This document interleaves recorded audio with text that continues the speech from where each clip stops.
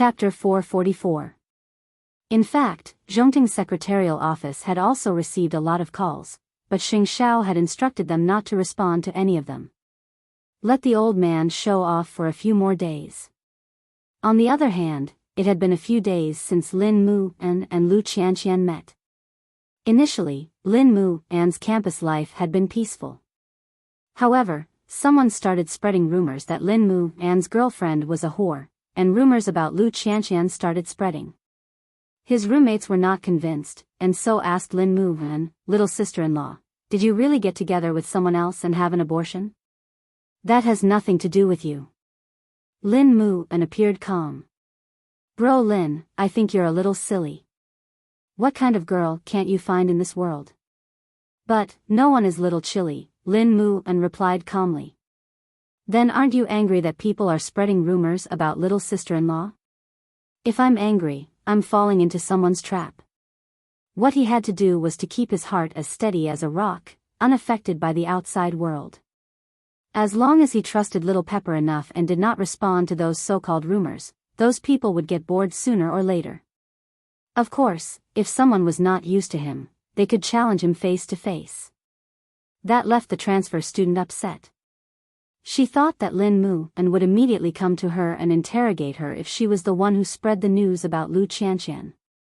Then, she could pretend to admit it and have a big fight with Lin Mu An. It would be best if she got hurt to liven things up, and someone else would tell Lin Mu An that he had misunderstood her. It was a good setup, but Lin Mu An did not play by the rules. Why? Because Lin Mu An more or less understood such tricks. Come to think of it, the old man would definitely be annoyed if he sent someone to school to watch him, and that was not a long-term plan. That was why the old man must have some other tricks up his sleeve. All he could do was to stay the same. At night, his roommates were lying in bed, asking Lin Mu An about the story between him and Lu Qianqian. Knowing that they misunderstood Lu Qianqian, Lin Mu An told them about the Lu Qianqian he knew. After hearing what Brother Lin said, "I feel that sister-in-law is great in every way. She's pretty, loyal, and sometimes domineering. She's also kind. Other than being a little blind in the past, she really doesn't have any flaws." If that's the case, I can actually understand why Brother Lin is so hell-bent on sister-in-law. Look, Brother Lin used to be a third-generation celebrity. He gave up everything in his family to protect sister-in-law and lived such a tough life. If this isn't love, what's there to be sad about? As they chatted in the dormitory, his roommates finally understood why Lin Mu An was so indifferent to the transfer student who had confessed to him. Sometimes, men like to talk with their lower bodies. However, not everyone would be moved by a man like Lin Mu An. He was neither fast nor slow when it came to relationships. He would not give you any chance to take advantage of him. It would not be easy to drive a wedge between him and Lu Qianqian. What Lin Mu An did not know was that his roommates had added Lu Qianqian as a friend when they were having lunch in the canteen. Now that they started chatting, things were getting out of hand. "Don't worry, sister-in-law. Brother Lin's feelings for you are more real than the pearls in the sea." Lu Qianqian was bewildered. Naturally, she ignored Lin Mu An's lackey. After returning from the mountains, Mu Qiqi and Feng Shanshan did not interfere with the case of the red-dressed corpse. The police were still expanding the scope of their investigation. Although the three murder cases looked similar, the way the three girls died was different, which did not match the killer's style of consecutive crimes. That was why they had to solve the cases separately. Meanwhile, the professor learned some taboos about the town from the parents of the victims. It was said that in that town, all the girls who had a relationship with a man before they were married would wear red clothes and then die a violent death. After these girls died, no one was allowed to touch them. They had to be buried on the spot.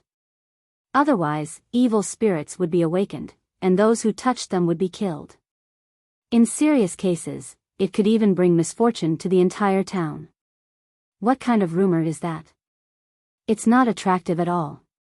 Mu Qiqi could not help laughing at the professor's words. "Qiqi, take a look at the newspaper I sent you. Mu Chichi stopped smiling and opened the email the professor had sent her. It turned out that there had been several cases like this in the town, where women died wearing red, some years ago, some decades ago. It was no wonder there were so few girls in the town. These are all copycat crimes, riding on the ride of the rumor. Either way, the town is full of mysteries. If that was the case, the police would have their hands full. The next day, Old Sheng had an appointment with a business partner to go for a stroll at the racecourse. He had taken a liking to several fine horses. Third brother felt as if the old man's life was floating, and he was completely unsure of where he was going. At 10 in the morning, the magazine's interview with Xing Xiao was broadcasted on their special column. It was also because of the interview that everyone understood Xing Xiao's real attitude towards Huang Yao. Huang Yao and Xing Xiao's attitude has been ambiguous lately, and I thought that Xing Xiao was really going back to the Xing family. But it turns out that Xing Xiao hasn't seen any of them over the last 6 months. So the real founder of Zhongting is the Shen family. Why does Huang Yao make it seem as if Zhongting rose because of them? Isn't Huang Yao a little too shameless? They're completely putting gold on their faces. Look at Xing Xiao's answer. He only wants to be the closest of strangers to the Xing family. He clearly doesn't want to return to Huang Yao. Why is Huang Yao so agitated? Why is it so agitated? The Xing family simply did not expect that Xing Xiao would directly accept an interview from the magazine to clarify his relationship with Huang Yao. That was why the Xing family had yet to receive news of the interview when it was posted. While the people involved did not know, the audience was already laughing at the family. Why were they so ambiguous? Wasn't it because Zhongting was rising, and the Xing family wanted to freeload? Or perhaps, they wanted to snatch Zhongting directly from Xing Xiao's hands? Chapter 445. Would the old man be in the mood to watch a video now? That was why he would not know that all of Jianchuan was now talking about Huang Yao and the Xing family. Chairman Bai, who was at the equestrian field with him, had also received the news. However, given old Xing's current status, it was not appropriate to expose him, and so he greeted him with a smile. Still, the partnership they were about to discuss would have to be postponed for now, and they would have to be given time to figure out what was going on.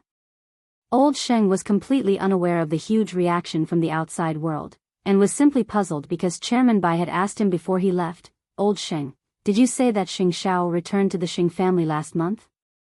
That kid has definitely changed now." Was that not a tacit admission? Chairman Bai didn't say anything. He just smiled meaningfully. Old Sheng could not help being puzzled at that, and only saw the video sixth brother had sent him on his way home.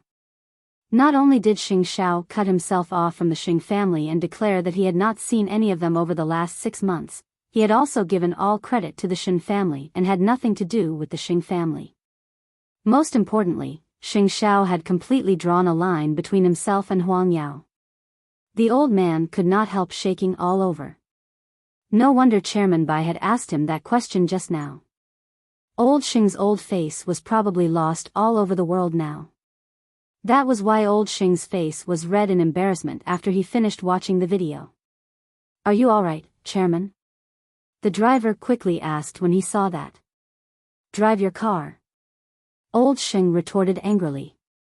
Xing Xiao was not giving the Xing family any face at all. What an interesting wolf to raise. In fact, it was not just the old man who was embarrassed. Everyone in the Xing family felt the same. Before, Huang Yao had played the ambiguous card with the outside world, with everyone smiling tacitly as if the relationship between the Xing family and Xing Xiao was slowly mending. And now, the entire world knew about Xing Xiao's exclusive interview, and the Xing family was shamelessly leeching off his popularity. Was that embarrassing? How embarrassing! There was nothing more shameful than this. Soon, old Xing returned home, and Xing Kai came to greet him. "Grandfather."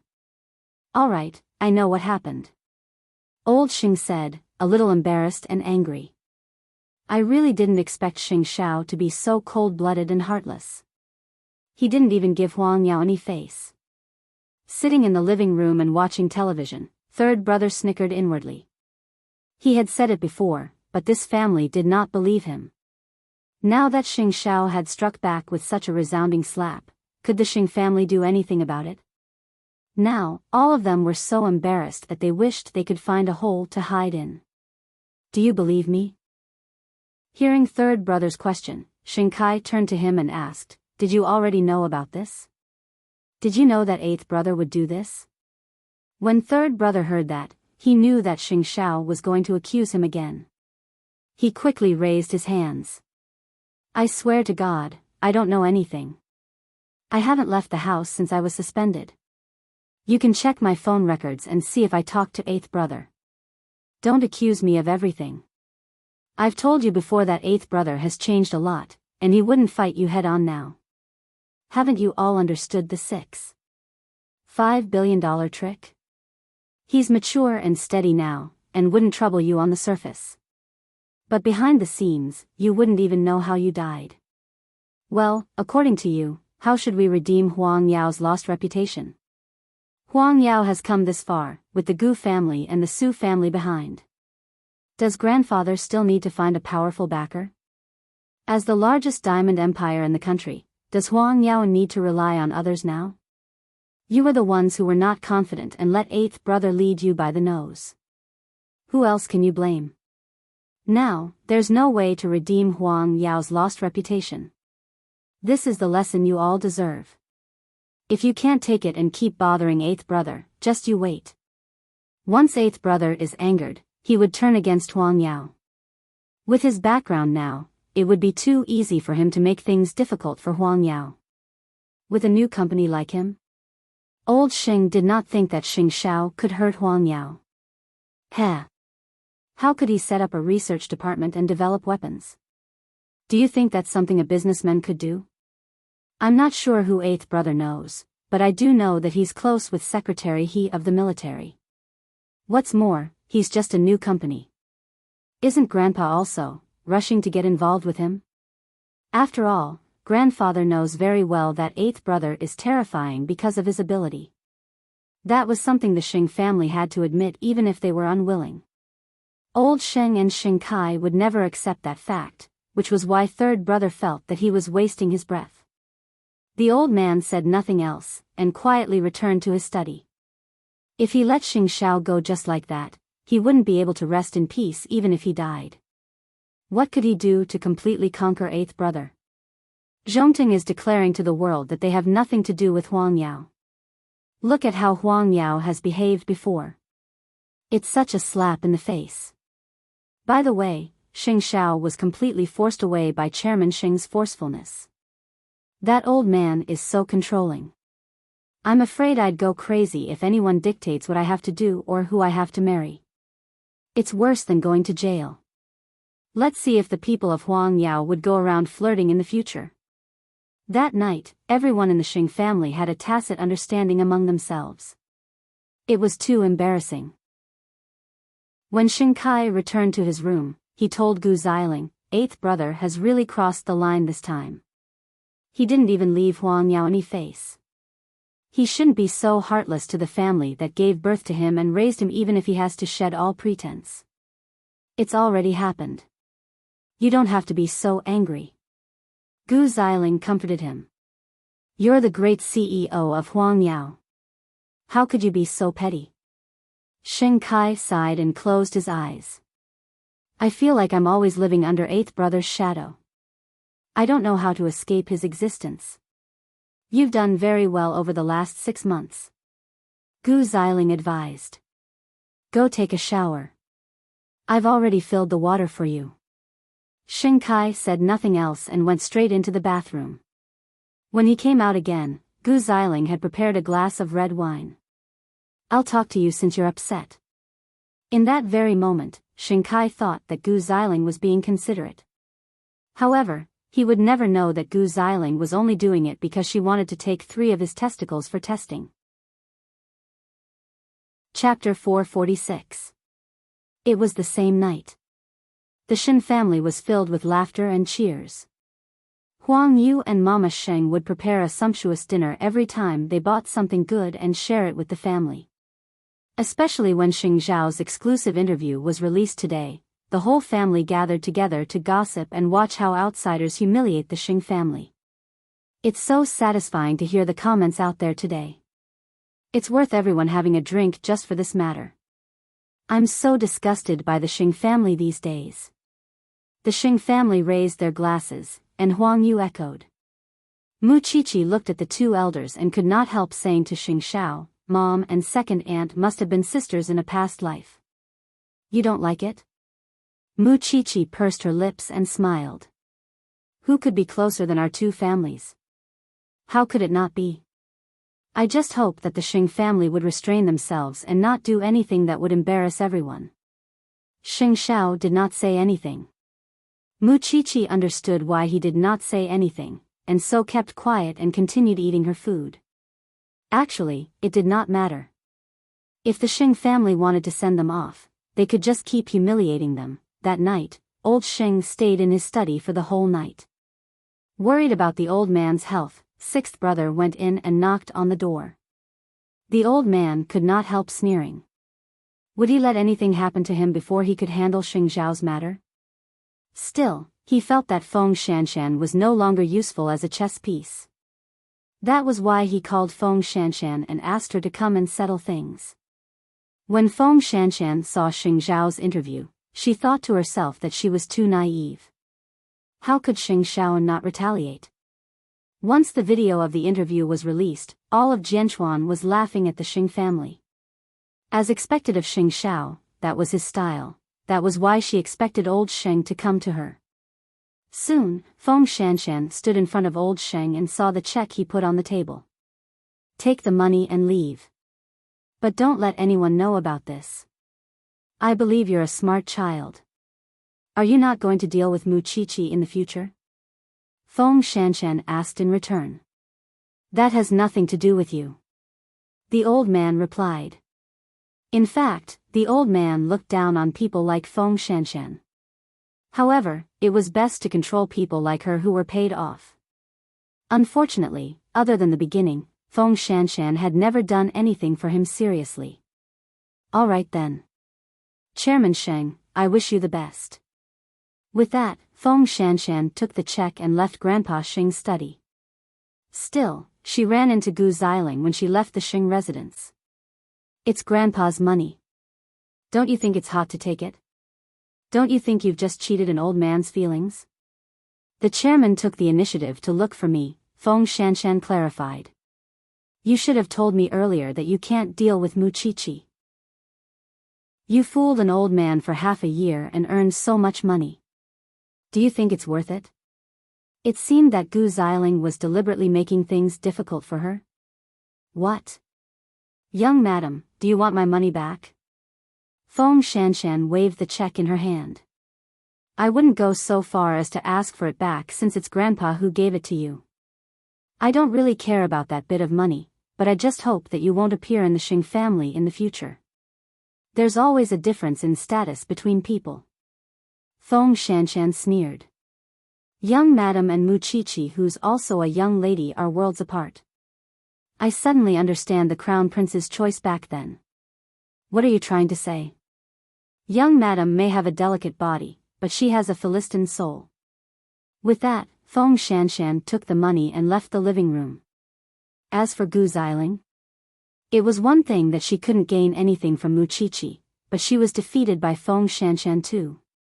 After all, Feng Shanshan was proud, and her pride came from her confidence in her own abilities. How could she be trampled by a pretty face like Gu Xiling?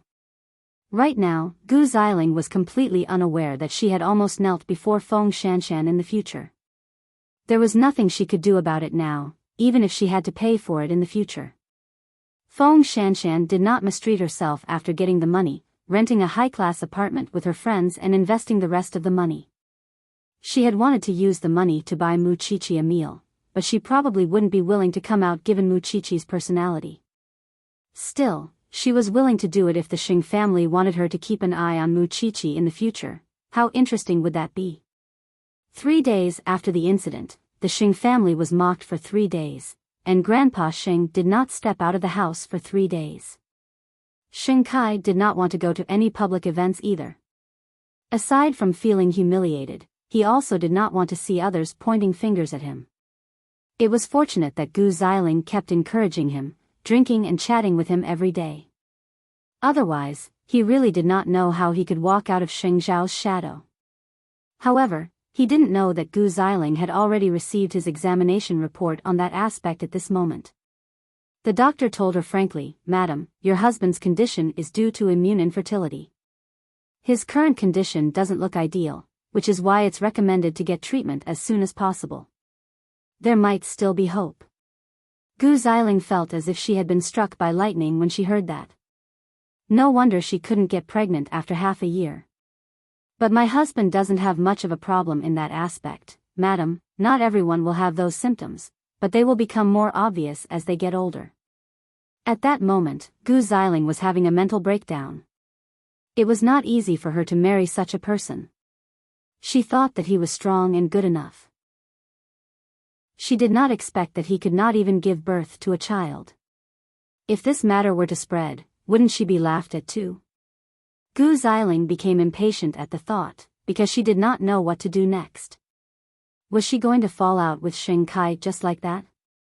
Even so, it would be a lie to say that she had no feelings for Xing Kai after half a year of love. Thus, Gu Xiling returned home, deliberately avoiding the door of Grandpa Xing's study when she saw that it was open. If Grandpa Xing were to ask about the child again in the future, how would she answer? Was there anything she could think of?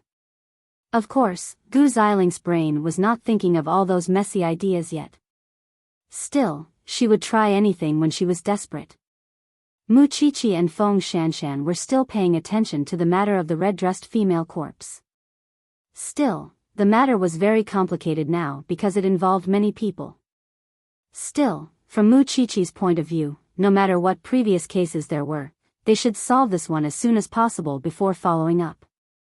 Since it was not a serial murder, they should investigate one by one. Mu Qiqi could not help feeling bitter when she thought of the old couple that day. Although the girl was older than her, she was in the prime of her life. That was why Mu Qiqi wanted to be involved and contribute to solving the case. Chapter 447. Ever since she met the transfer student from the police academy, Lu Qianqian had been visiting Lin Mu and more often. Sometimes, she would buy him snacks, other times she would buy him toys that boys liked, and would often show up in front of the guards.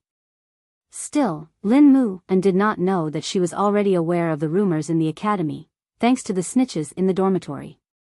Still, she was not afraid, although she did not appear in front of the students. She did not want Lin Mu and to be criticized. Lin Mu and sensed something and asked her, "Did you hear something?" Lu Qianqian sat on the grass and patted her chest. "I'm invulnerable now. What do you think I should be afraid of? I don't want you to get hurt. That's my own doing. It has nothing to do with you. What's wrong with you today? Why are you being so sentimental?" Seeing that Lu Qianqian was about to get angry, Lin Mu and picked up the food she had prepared and started wolfing it down. "You came at the right time today. I'm going to the tournament tomorrow morning, and I'm content to see you before that. That transfer student is going too. Who cares about her? I didn't notice." Lin Mu and said heartlessly. "Little Pepper, even if I really want a girlfriend, I'm not looking for a girl who has something to do with Grandpa. Why would I care what kind you're looking for? You troublemaker. I'll give you the gold medal when I get it, to offset my debt of lodging at your place. Where are you going?" Lu Qianqian turned to look at Lin Mu and. For some reason, her heart felt empty and uneasy at the thought of him going out, and she did not know if something would happen to him. "I'm going to the National Training Center. My flight is tomorrow morning. Be careful. It's almost time. I should go back." But that was when Lin Mu and suddenly lay down on the ground and turned to Lu Qianqian. "I've called Uncle and Auntie. You'll be going back later tonight. Watch the stars with me." Lu Qianqian did a double take, and lay down as well. Don't you have to go back to school? I've asked for leave. I'll be back before lights out at 11. Actually, I'm going abroad for a few days too. Lu Qianqian smiled. That's why I thought of coming to feed you. Lin Mu and reached out and flicked Lu Qianqian's forehead hard. Lu Qianqian reflexively grabbed his hand. Both of them were stunned at the same time. Lu Qianqian quickly shook his hand off. You scumbag, you're taking advantage of me again.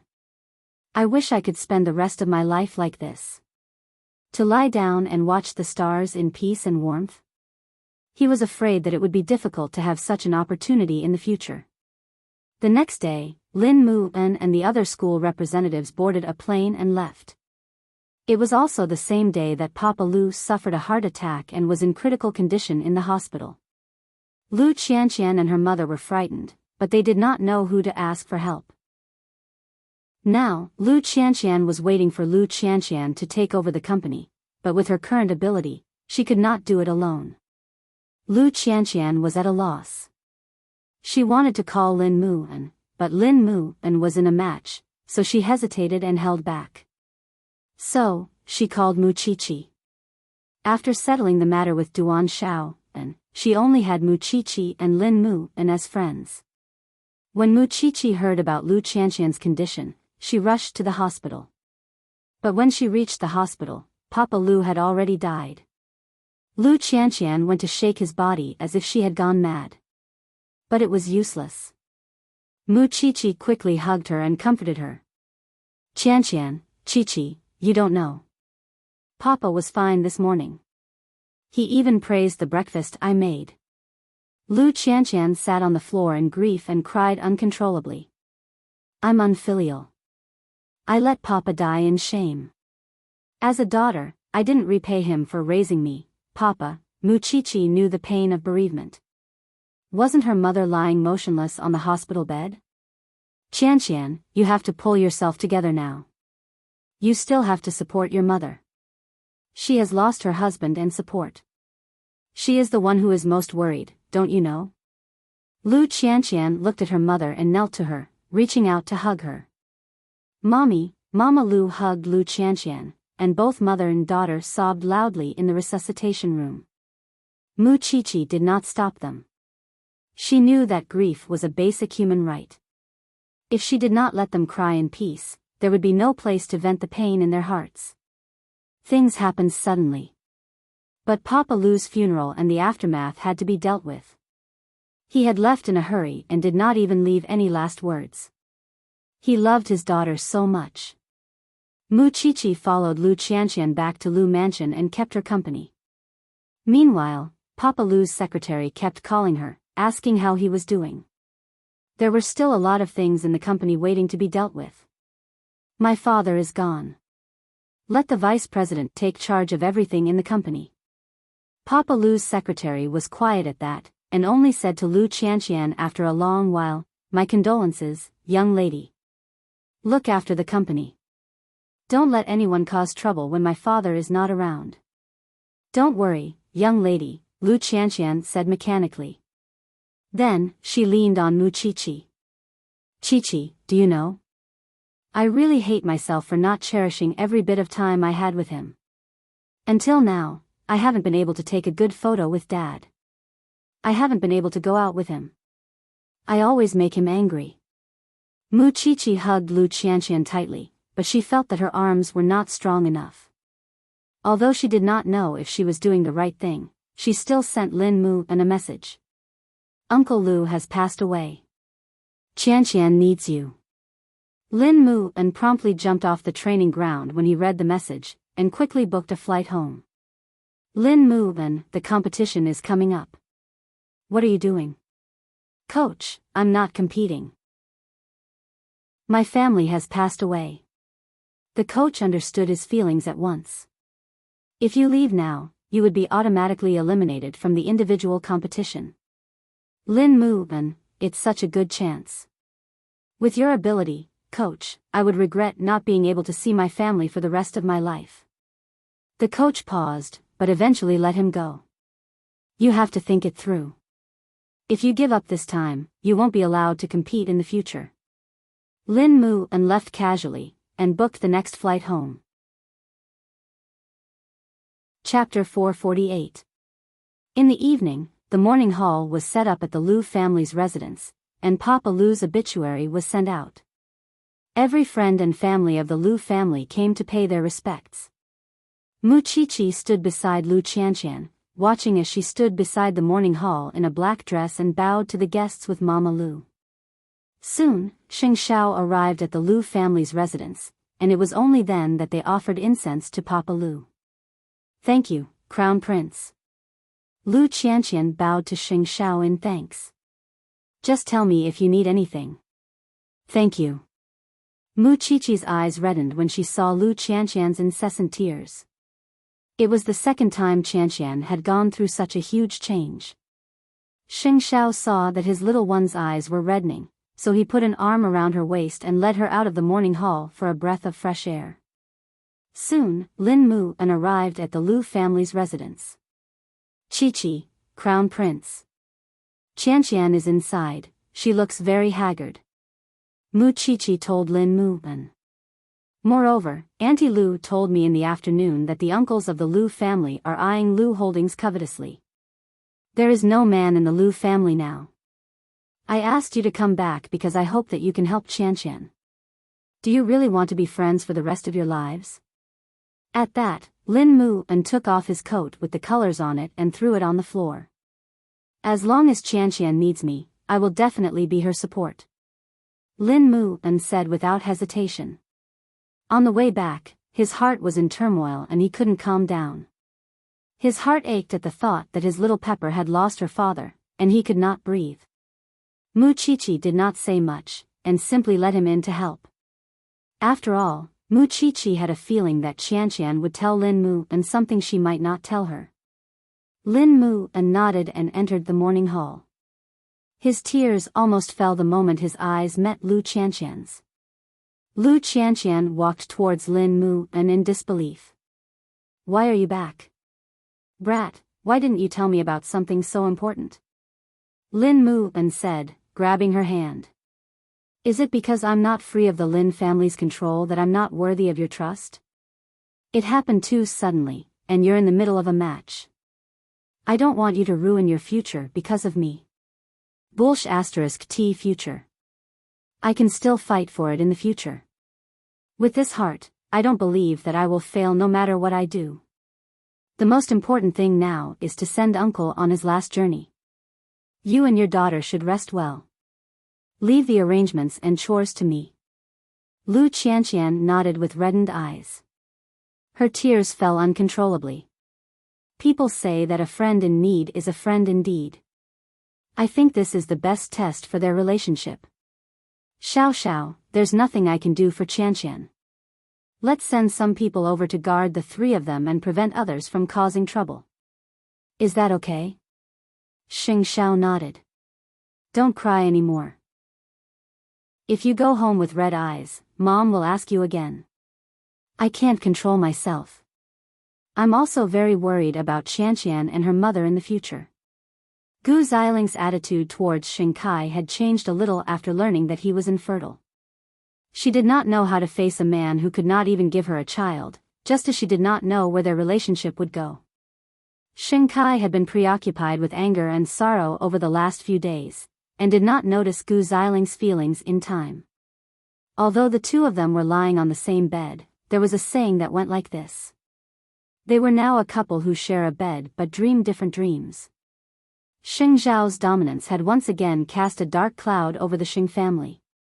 Even so, as third brother said, the real pressure on old Sheng and Xing Kai was their unwillingness and dissatisfaction, and not Xing Zhao's own pressure. Third brother was still not reinstated. No one cared about his feelings, because he was now a traitor in the eyes of old Sheng and Xing Kai. They believed that he must know about Xing Xiao, but did not tell the rest of the Xing family. Third brother was not angry over it either. He packed his things and was ready to leave the Xing family for overseas. But when Xing Xiao left, old Xing swore that no one could be left in the family. So, third brother wanted to leave? Not even a chance. You won't let me leave or do what I want. Tell me, are you imprisoning me? Third brother asked the old man directly. Can't you just let me go like I'm a fart? I'll set you free when you truly care for the Xing family. Third brother finally understood what the old man meant, and promptly smashed his phone. I won't use my phone or contact eighth brother. You'll believe me, won't you? It's not that I won't let you contact eighth brother, but, you want me to steal secrets and information from eighth brother, don't you? Third brother laughed coldly. I'm going back to my room. Since when did this family become so deformed? Third brother could not help thinking. Although he really did not want to use that trick, he simply jumped out of the window and left the house in the middle of the night. There were times when he found his grandfather pitiful, but there were also times when he found him insane. There must be something hateful about a pitiful person. With nowhere else to go, third brother could only go to Xing Xiao pitifully. Still, both Xing Xiao and Mu Qiqi had yet to return home because of Lu Qianqian. Mama Xing called out to third brother, and when she saw that he was barefooted, she handed him his shoes.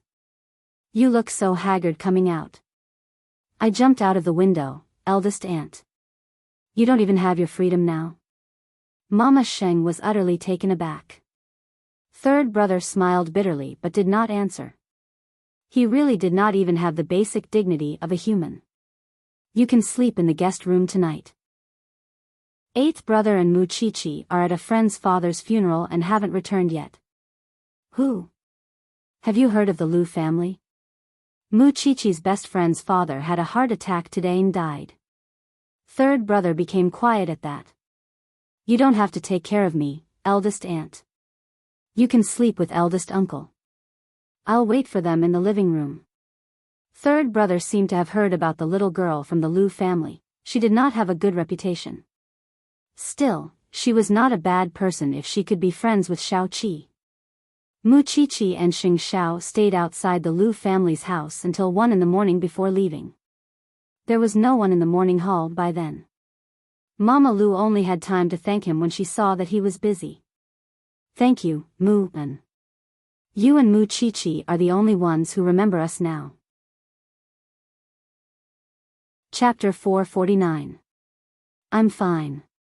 Lu Qianqian said. Then, Auntie, why don't you go and rest first?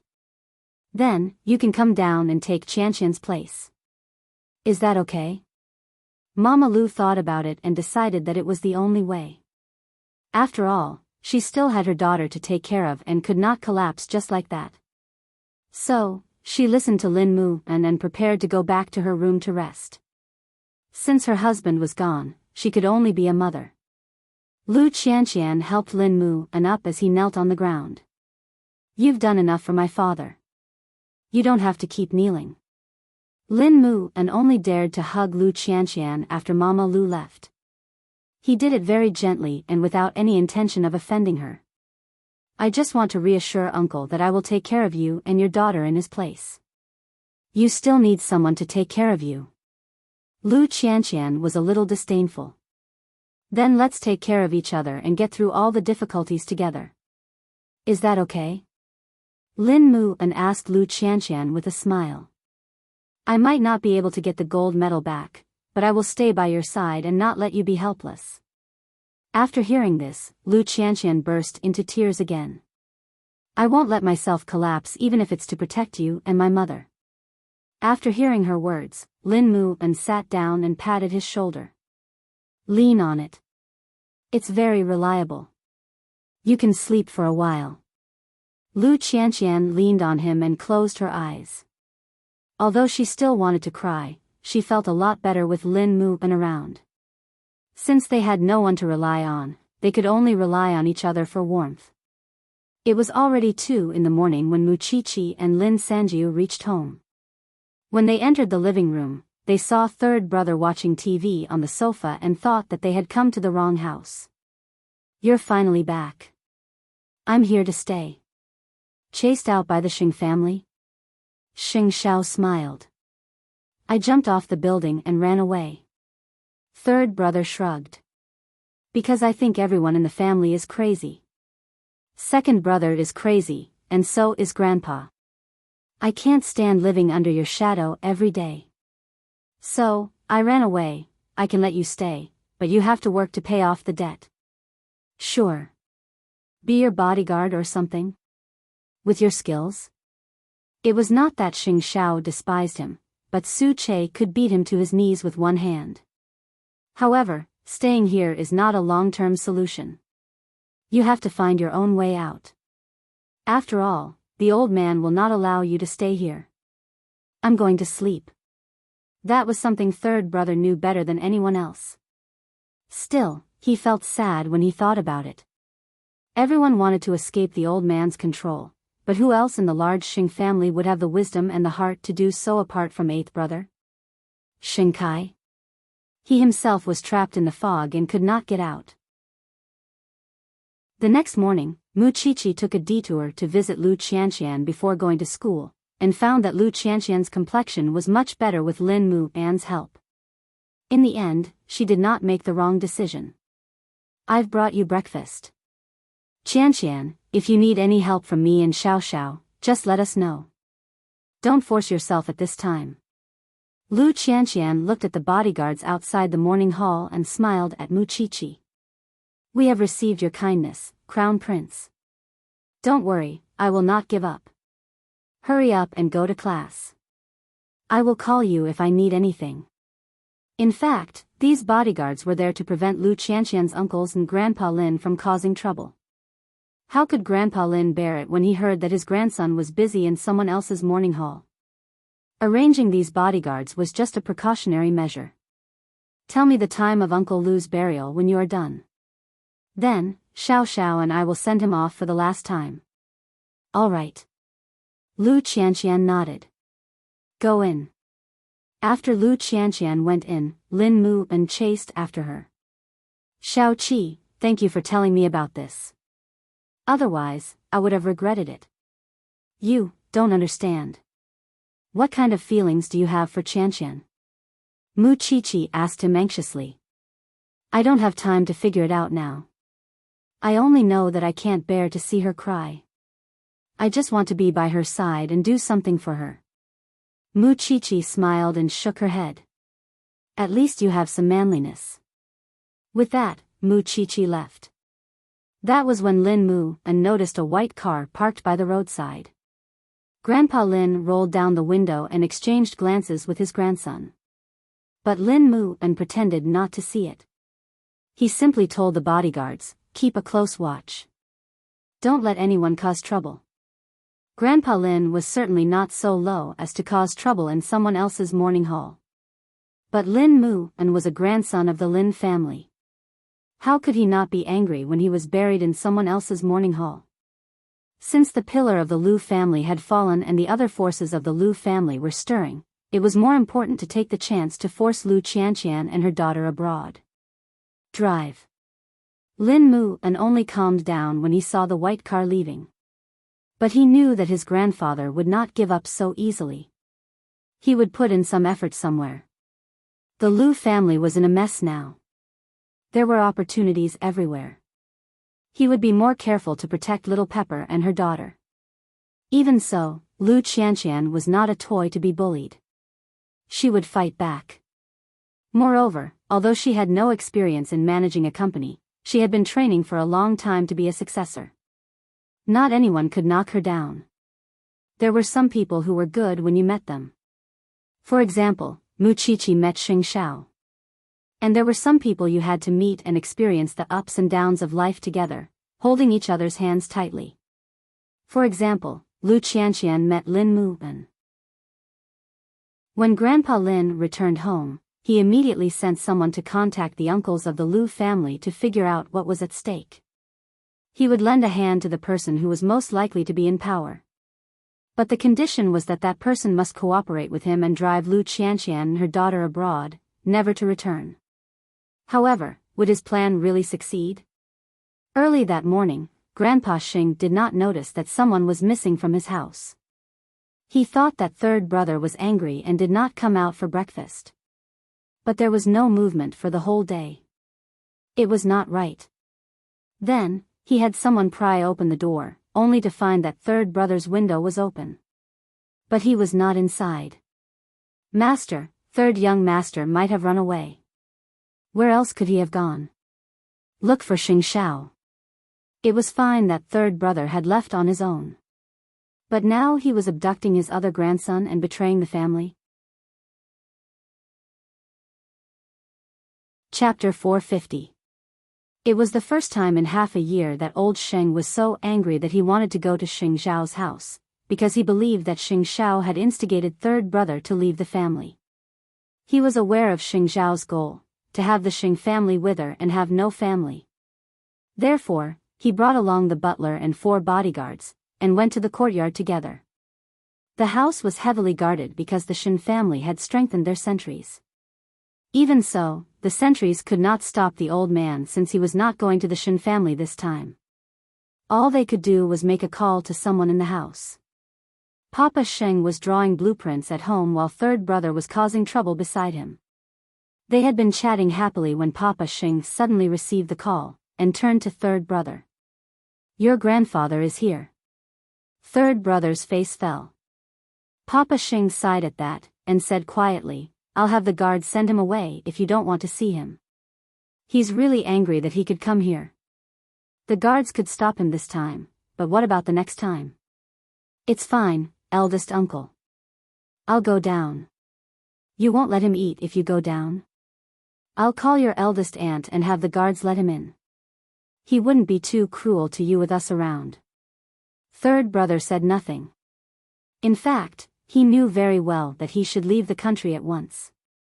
Hiding here would only worsen the conflict between Xing Shao and the old man. Mama Xing charged straight to the house when she heard that the old man was coming because of third brother. Where is he? He hasn't come in yet. Papa Xing told her. I told you to come back quickly to see if you could put in a good word for third brother. What's there to talk about with that pervert? Mama Xing snorted coldly. What was there to talk about with a man who would abandon his own son to burn down a house?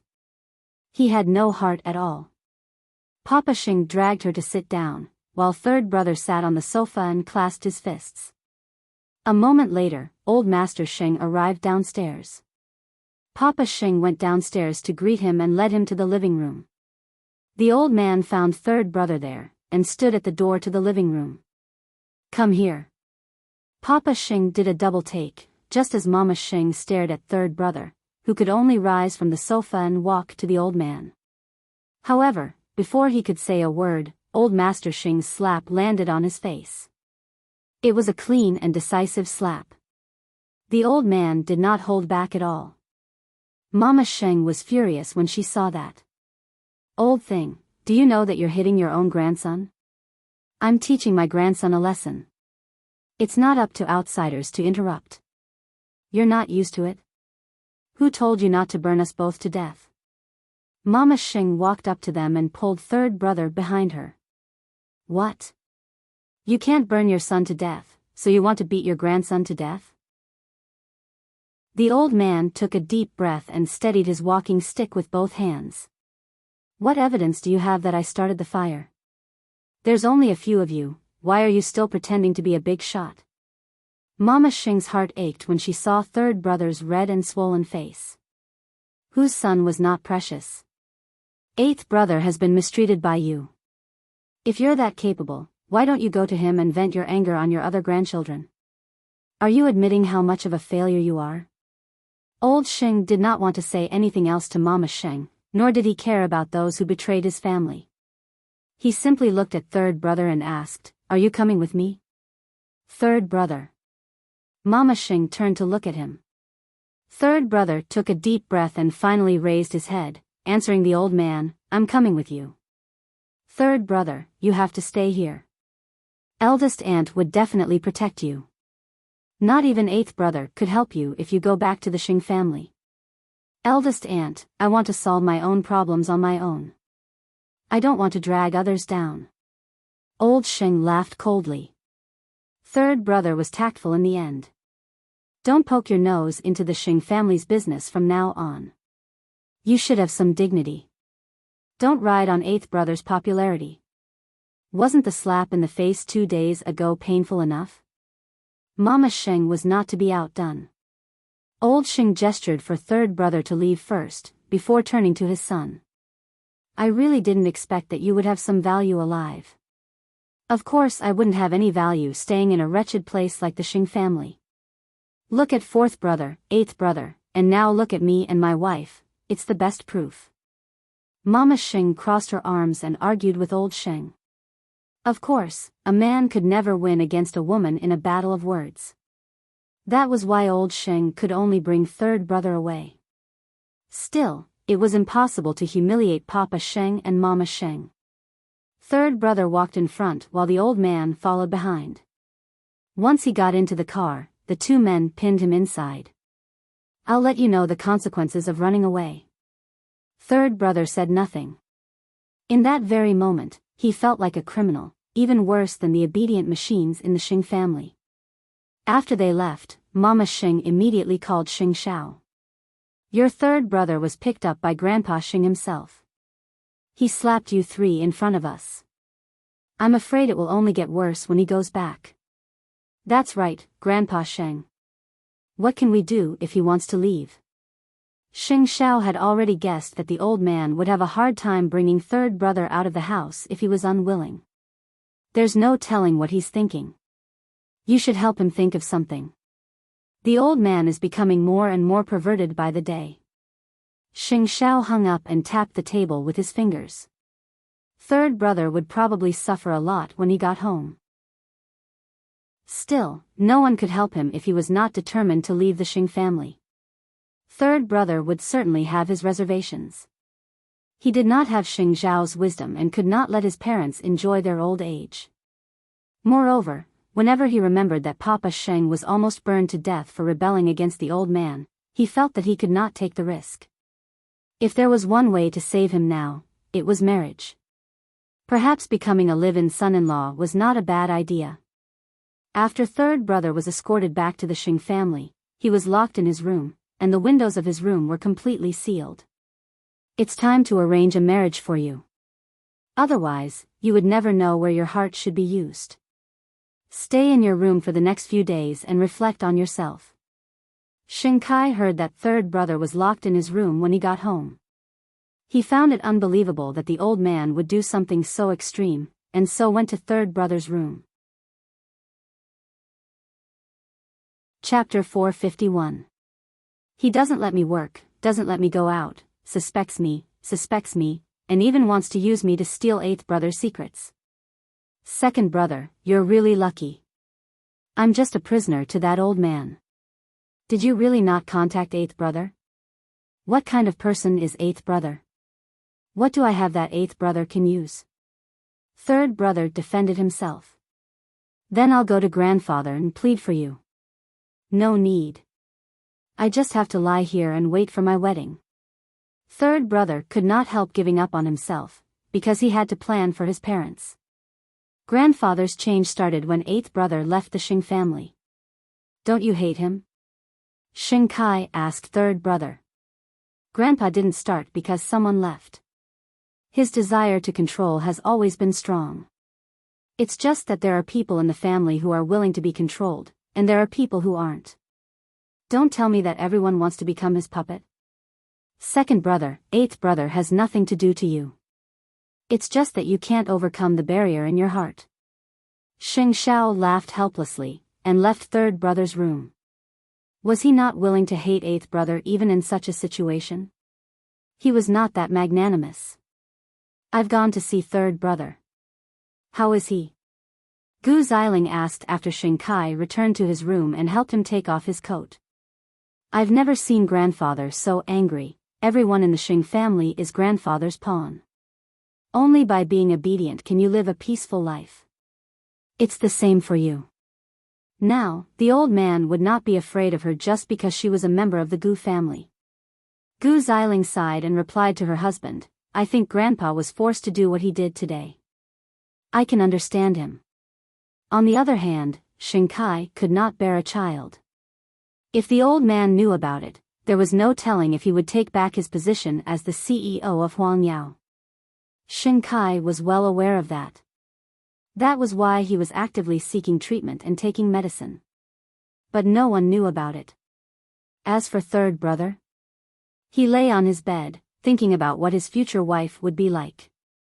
Please don't be like Gu Xiling. Dinner at the Xing residence. Xing Kai took the opportunity to get information from Grandpa Sheng on behalf of third brother.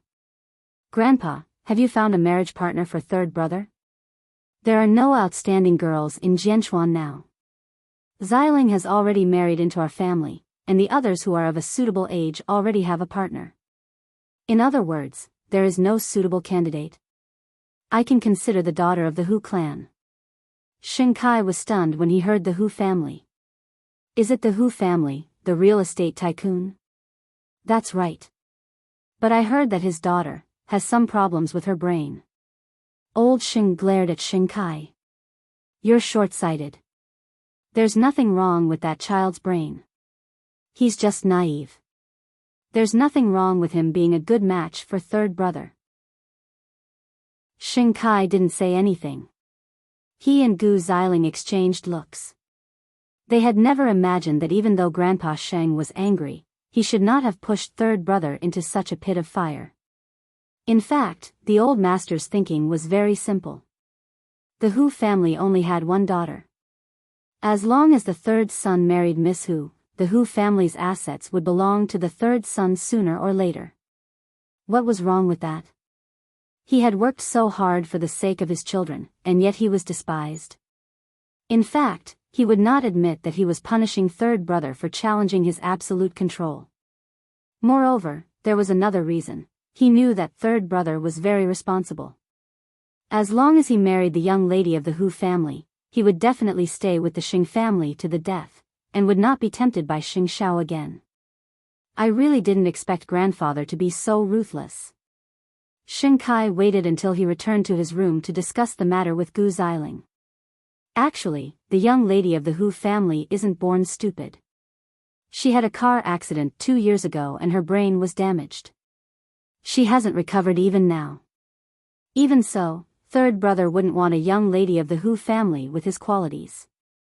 Gu Xiling shook her head emotionally. That's not something we can decide. It's up to third brother. What was there to ask? Who would want to marry a fool? The old master's move was truly ruthless. Outsiders would think that he was a compassionate person who didn't care about the handicap of others, and that he would please the Hu family. Why would he care about the fate of his own people? It was the second night after Lu Qianqian lost her father. After class, Mu Qiqi and Xing Shao went to the Lu family's house again to visit Lu Qianqian and her mother. Although Lu Qianqian was very haggard, she was not distracted because Lin Mu and was there to support her. Don't you have classes at the police academy? Mu Qiqi asked Lin Mu and, who was bustling about. I can switch with you if you can't come every day. Mother and daughter still need a man to support them. It's a sense of security that women can't give. Lin Mu and answered Mu Qiqi, looking at Lu Qianqian. It's fine. The competition was originally planned to last 4 days, but I'm giving up and applying for leave from the academy. I can only be at ease when my little Pepper gets through her toughest time. The toughest time Lin Mu and was referring to was when Papa Lu was cremated and buried. Mu Qiqi nodded and sighed. Qianqian's life is really rough. It's the same for everyone. You can be happy now because you suffered as a child, which is why life is fair. Look at how my little Pepper is now. She must have had too much when she was young and didn't know how to cherish it, which is why the heavens are punishing her. Stay by her side. Thank you for the bodyguards, Crown Prince. They are the greatest help we could get. He remembered old Lin's visit yesterday. At least, he did not have to be afraid with these helpers. But I think, the uncles of the Lu family would not be able to hold back. What do you plan to do? What can I do? I'm an outsider. Lin Mu and smiled bitterly. Lu Holdings is my little Pepper's safeguard. I'm afraid someone would want to take it over, and if my grandfather were to help them now, I don't even dare to imagine the consequences. Regarding this, Xiao Xiao will get someone to collect information in time. This is probably the only thing we can do for Qianqian. It's late. Go in and keep her company. Mu Qiqi said, and went to Xing Zhao's side. Lin Mu and waved them off, but found Lu Qianqian asleep on the sofa with her father's photo when he entered the house. Unable to bear it, Lin Mu and carried Lu Qianqian to her room and put her on the bed. Lu Qianqian's face was still streaked with tears. Chapter 452. Lu Qianqian held Lin Mu An's hand and slept soundly. But once he let go, Lu Qianqian would panic like a piece of driftwood in the sea. Helpless, Lin Mu An sat by the bed and accompanied Lu Qianqian for the whole night. The next morning, Lin Mu An walked out of Lu Qianqian's room and was caught by Mama Lu. Mama Lu looked a little surprised. You were in Qianqian's room last night? You. Auntie, you misunderstood. Qianqian cried the moment she fell asleep. That's why I accompanied her. Mama Lu was relieved because she believed in Lin Mu An. The dark circles around the child's eyes were clearly caused by staying up late. This child loved Qianqian from the bottom of his heart. Then go and rest. All right, but Auntie, has the time for Uncle's cremation been decided? Mama Lu's eyes reddened as she replied, choking, it's the day after tomorrow. He's already gone, so there's no point in showing off anymore. It's not like he can see any of this. Uncle is in heaven. You will definitely bless you and your daughter. Mama Lu forced a smile and was about to reply when her phone rang. It was Papa Lu's phone. Mama Lu hung up without a second thought, but Lin Mu An could not help reminding her, Auntie, there are some things that an outsider like me shouldn't say. That said, you and Qianqian are now a widow and a daughter without anyone to rely on.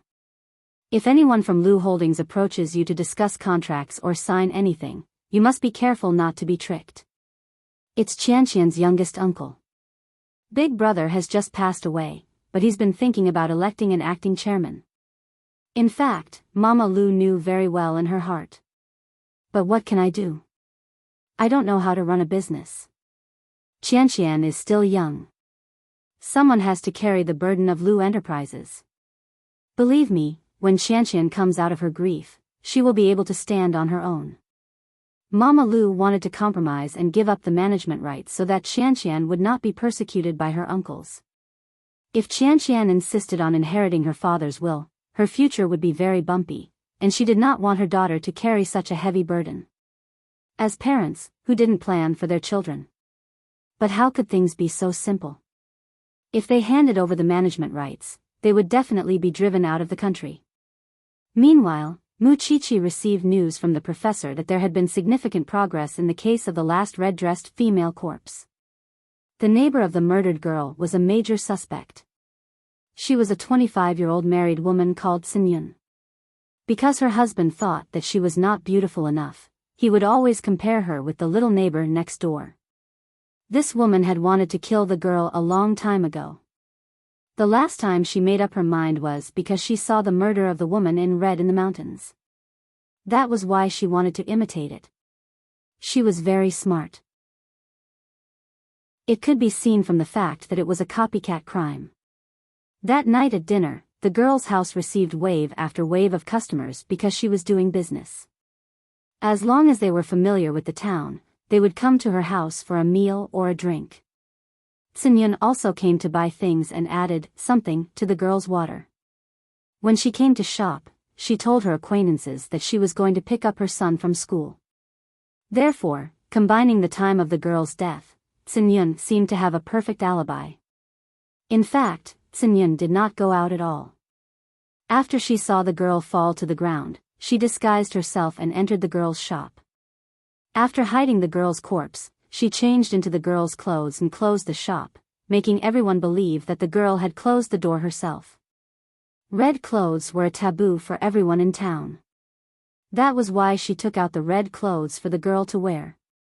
Everyone was in a hurry on a rainy day.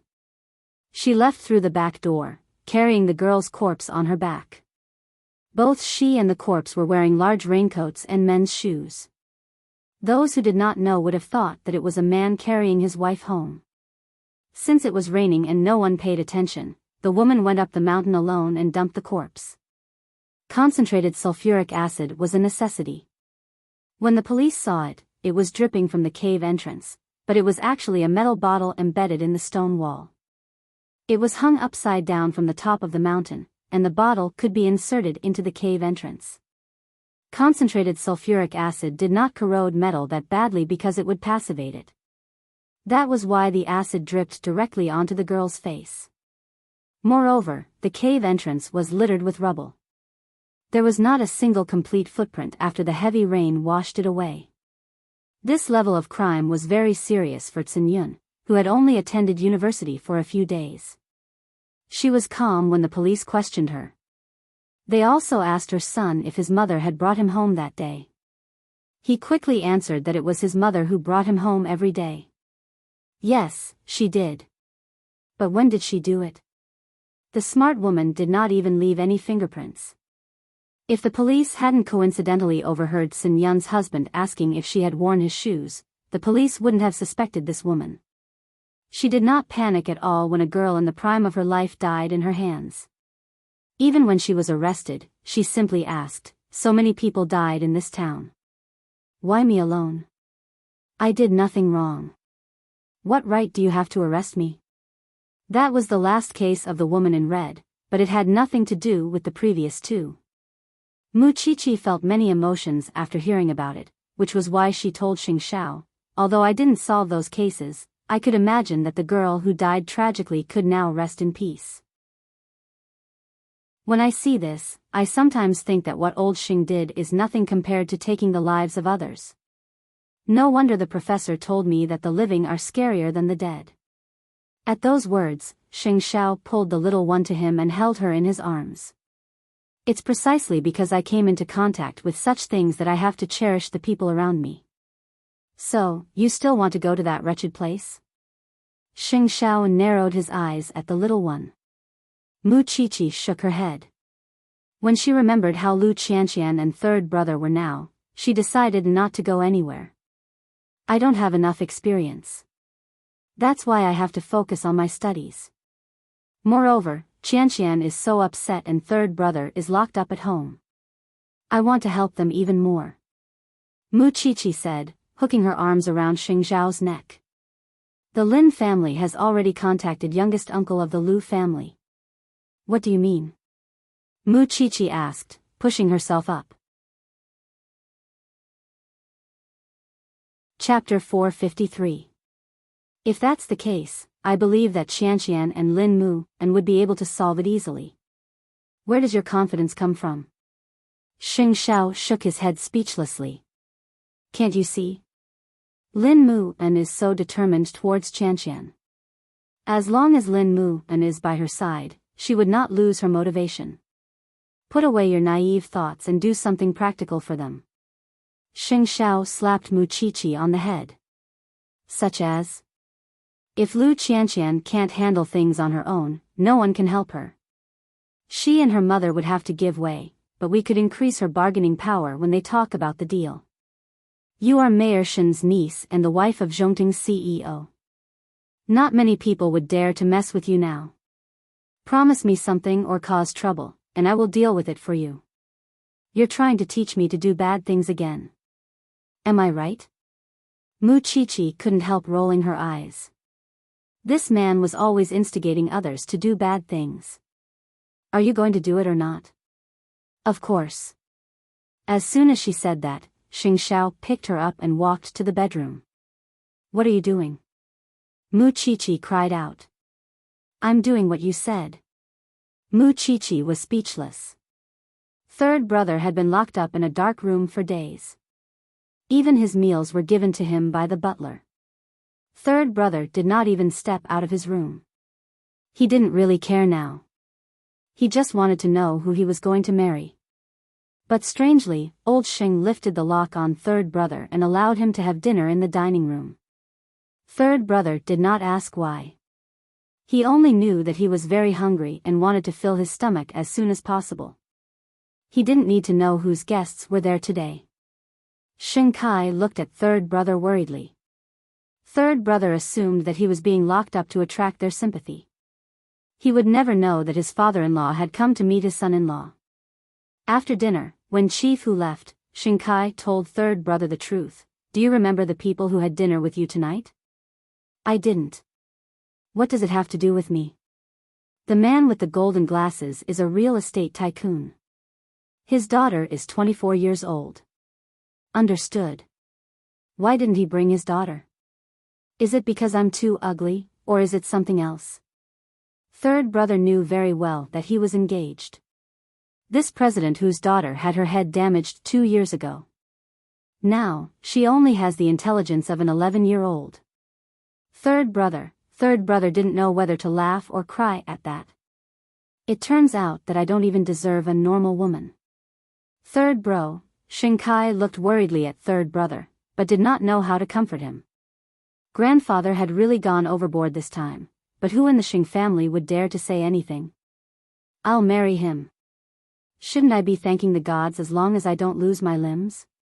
Third brother laughed, though there were tears in his eyes. Although Xing Kai could not bear it, he advised third brother, you can still find the girl you like after you get married. As long as it doesn't involve divorce, the old man won't ask. Since I'm married, I will fulfill my duty as a husband. Whether she's deaf or mute, I will take care of her until the end since she's my wife. With that, third brother returned to his room. It turned out that the price of a full meal was so high. Meanwhile, the Hu family was very satisfied with third brother. After returning home, President Hu kept praising third brother to his current wife and daughter, saying that he was handsome and talented. Xiao Ran would definitely not be mistreated if she marries him. Don't you think so, Xiao Ran? Hu Ran was sitting on the floor, playing with her princess doll. Although she was 24 years old, she really had the intelligence of an 11 or 12-year-old, and completely did not understand what her father and stepmother were talking about. Sigh. You only know how to smile. I just hope that third young master won't bully Xiao Ran. That way, I won't disappoint her mother's spirit in heaven. Oh, you're thinking too much. Look at the young lady of the Gu family marrying him. She's living a happy and peaceful life. Isn't that great? Hu Ran's stepmother consoled her husband. The problem is that your daughter is a fool. Papa Hu said nothing else. It was obvious that he was very satisfied with the marriage. As for Hu Ran's stepmother, although she felt that Hu Ran was lucky, the Xing family was a ruthless place. How could Hu Ran live a good life if she married them? Late at night, Hu Ran was sent back to her room by a servant and coaxed to sleep.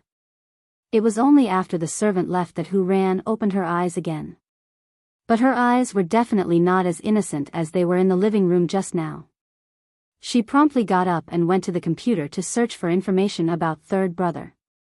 She was quite satisfied with his appearance when she saw his picture on the computer. This was the husband she was about to marry. If third brother dared to bully her, she would play dumb forever so that he would never be able to lift his head again. On the other hand, if third brother was a good person, she would tell her husband that she was not really stupid, and that she had to pretend to be like this to protect herself. After all, her stepmother was the one who plotted the car accident 2 years ago. If she did not play dumb, she would not have lived until now. As a matter of fact, third brother's situation was not much different from hers. Who knew? What if it was a marriage that sounded ridiculous to the outside world turned out to be a match made in heaven? Now, the two families were just short of making it public. After confirming the time for Papa Lu's cremation, the other members of the Lu family arrived at Lu Mansion, intending to discuss with Mama Lu about the arrangements for Lu Holdings. Mama Lu did not want Lu Qianqian to get involved in adult matters, and so had Lin Mu and accompany her upstairs to rest. Papa Lu had passed away without leaving a will. In other words, Mama Lu was now the biggest shareholder of Lu Holdings. The other members of the Lu family thought that she did not know how to run a company, and so suggested to find a client and elect an acting chairman. Mama Lu sat on the sofa and listened for a long time. Eventually, she said flatly, my husband is still in the funeral parlor. He has not been buried, and I am not in the mood to talk about such things. Your brother is not in peace, and you don't have to rush to fight for power. Lu Holdings is here and not going anywhere. Eldest sister-in-law, we are just worried about Lu Holdings operations. Eldest brother's matter needs to be attended to, and the company needs to continue running. You are drowning in grief, and Qianqian is still young and naive. We hope that there is someone in this family who can share your burdens. How is this sharing? They are clearly here to force my mommy. Every single one of them is a respectable person. My father has just passed away, and they are already trying to get a piece of the pie. They are worse than animals. Lin Mu and held Lu Qianqian back and advised her, they are not doing this for their own benefit. They want to protect you and your mother. Blah. Who would protect me when I'm perfectly fine? Chapter 454. Lu Qianqian did not blush. Instead, she pinched Lin Mu An's waist. No need. Sure enough, he has regained his former vigor. While dodging, Lin Mu An said to Lu Qianqian, I know you. You may be dishonest, but your body is very honest. Bah. Last night, you wouldn't sleep unless you held my hand. You were the one who acted shamelessly, weren't you? Lu Qianqian was stunned for a moment. Then, she retorted, I thought it was my father. Lin Mu An, I didn't know you were so old. Alright, I won't tease you anymore. Auntie is still surrounded by a bunch of people. Lin Mu An quickly held Lu Qianqian's shoulders. In fact, it was not easy to see Lu Qianqian laughing now. He was afraid that she would think of her father again when she turned around. Downstairs, the uncles of the Lu family were still not giving up. Elder sister-in-law, everyone is very sad about elder brother's death. We are also very worried about the future of you and your mother. However, there are a lot of things in the company that need to be dealt with urgently. You have to make a decision as soon as possible. The company has a vice president now. There won't be any problems for the time being. Once old Lu's funeral is over, Qianqian will return to the company and take over your big brother's position. I know you mean well, but even if Qianqian and I are orphans, it's not like the sky is falling, and we can't rely on you for our entire lives. The uncles were all shocked at Mama Lu's words. Sister-in-law, are you joking with me? Qianqian was only 19 now. How could she take on the responsibility of the chairman?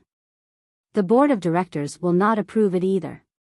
Then, little brother, how old do you think Qianqian should be?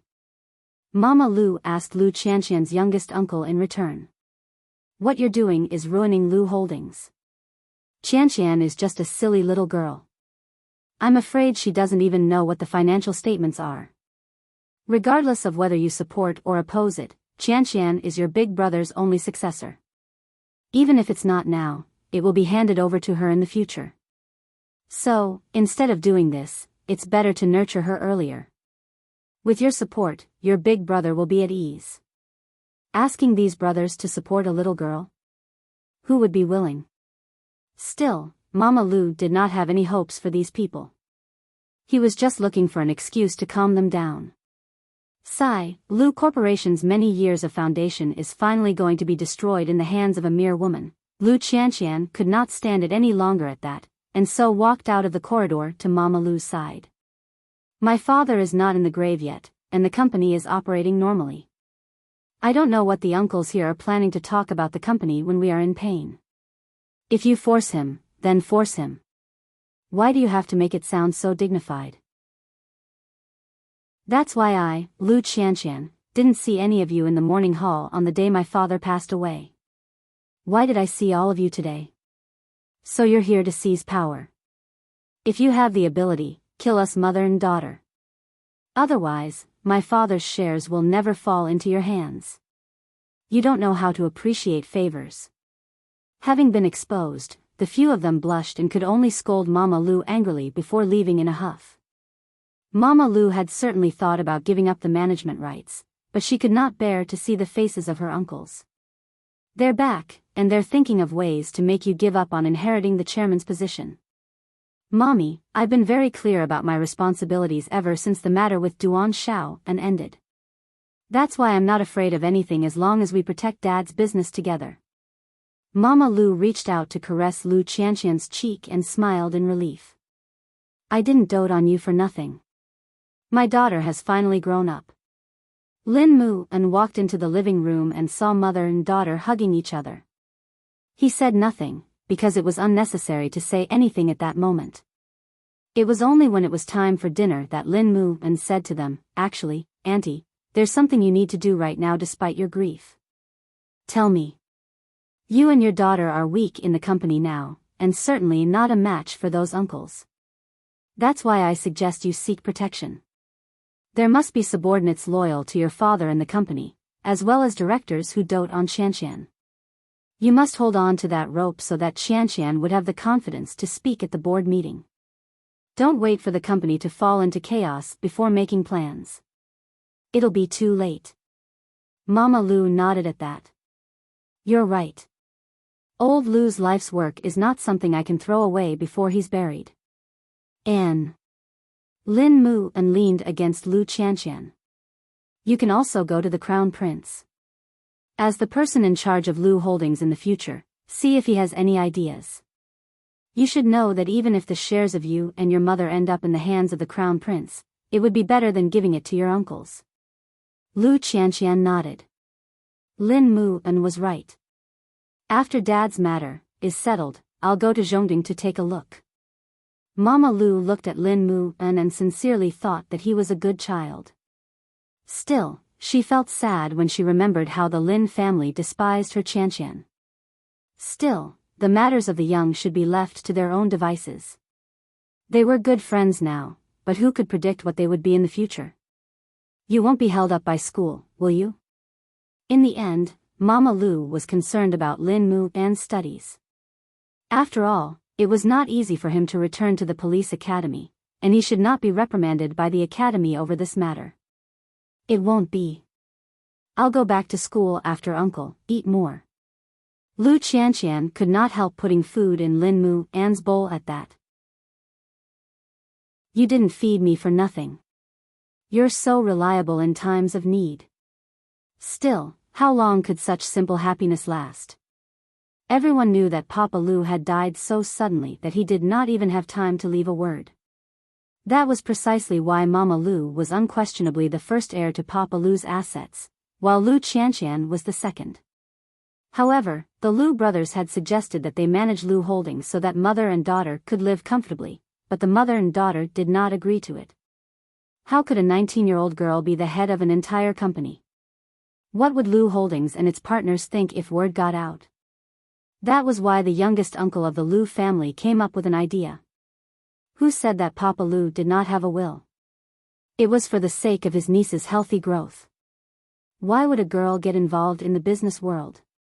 Of course, the people from the Lin family had contacted him and said that they were willing to help, but the condition was that the mother and daughter had to get out of the country and never return to Jianchuan. He had not agreed at first, but now that he thought about it, overseas might be the best place for the mother and daughter. Chapter 455. News of the marriage between the Xing family and the Hu family spread like wildfire, which naturally reached Xing Zhao's ears. It was rumored that the third young master of the Xing family would marry the foolish daughter of the Hu family. Xing Zhao laughed coldly but said nothing. It was foggy and damp outside when he returned home at night. Seeing that Mu Qiqi did not go to the Lu family's house, Xing Zhao picked her up from the floor and asked, "Is the Lu family all right? Uncle Lu's body would be cremated tomorrow. Let's send him off then." Mu Qiqi told Xing Zhao. "You're not allowed to sit on the floor. Isn't your butt cold enough?" Xing Zhao put Mu Qiqi on the sofa and took off his cream-colored trench coat. Mu Qiqi smiled warmly and reached out to take his coat. "You must be feeling sorry for me. Third brother is going to marry the daughter of the Hu family." "The Hu family?" Mu Qiqi frowned. "Which Hu family?" "The one that deals in real estate. You know, I've only heard of it. That old man really knows how to find in-laws. Muchichi put down his coat and snorted. But you definitely don't know that Miss Hu is a fool. So, that old man is letting third brother jump in even though he knows it's a pit of fire? Muchichi's eyes widened in disbelief. How could he harm his own offspring like that? I know he's angry that third brother sneaked out, but it's really low of him to punish him for the rest of his life. Is third brother going to accept it just like that? Xing Xiao said nothing, but Muchichi knew what his silence meant after having been together for so long. Is there any room for negotiation? Xing Xiao shook his head. Even if it's not Miss Hu today, it would be Miss Zhang or Miss Li tomorrow. Third brother knows that old man's character, and that's why he didn't resist. Muchichi opened her mouth to say something, but realized that it would be useless even as the words reached her lips. But before that, I'll think of a way to ask him one last time if he wants to run away. At that, Muchichi went to his side and sat down, hugging his chest. If I'm not with you and anyone else in the Xing family, they would be dead for sure. Since you know, why don't you hold on tighter? Marrying a fool that everyone knew, who in the circle wouldn't laugh at him? If it had been Xing Kai, he would have died of shame and anger over those rumors. But none of that mattered when it came to third brother. Because he was magnanimous and didn't care about what others thought of him. After dinner, third brother remained locked in his room until old Xing appeared outside his door, leaning on his walking stick. Third brother. What can I do for you? Lying on the bed, third brother appeared nonchalant. Get ready to get married. Whatever. Just set a date and let me know. 2 days later, I'll go meet the young lady of the Hu clan. After all, we're going to be husband and wife. I can't just get married without seeing her. In any case, this was it. What else was there to see? Sure. Old Xing could not help but suspect that third brother was suddenly terrifyingly obedient. Was the kid plotting something again? Or was he planning to break through the ceiling and escape again? Don't learn from eighth brother, third brother. I wouldn't let myself lose any of you even if I have to risk my life. If you're done, get out. Don't be annoying. Third brother was not in the mood to listen to his thoughts, and there was no need for him to keep emphasizing that Xing Xiao had provoked him. Sighing, old Xing left third brother's room. All he thought was that third brother was stubborn, but the truth was that he didn't know the meaning of despair. On the next day, Papa Lu's body was cremated. Everyone from the Lu family was there to send Papa Lu off one last time, and whether they were sincere or not, Mama Lu bowed to them. Meanwhile, Lu Qianqian promptly fell into Lin Mu An's arms, crying. Watching the person closest to her turn into ashes in the blink of an eye, Lu Qianqian understood the pain of wanting to keep him but being helpless. Father, rest in peace. After her father's body was carried away, Lu Qianqian crouched on the ground and cried bitterly. Lin Mu An quickly picked her up and put her on a chair. Don't cry in a hurry. Close your eyes and feel it. Uncle is definitely not gone. He's right beside you. Forcing herself to calm down, Lu Qianqian closed her eyes as Lin Mu An told her. She could feel that her father was still beside her, and could still pat her head. That feeling was so much happier. After a while, Lu Qianqian could not bear to open her eyes. Lin Mu An held her in his arms and held her head. You have 40 minutes to say goodbye to me. From now on, I don't have a father anymore. Lu Qianqian opened her eyes, choosing to accept the truth. Scumbag. You and Mommy, don't leave me. Don't ever leave me. I won't. I won't leave you for the rest of my life.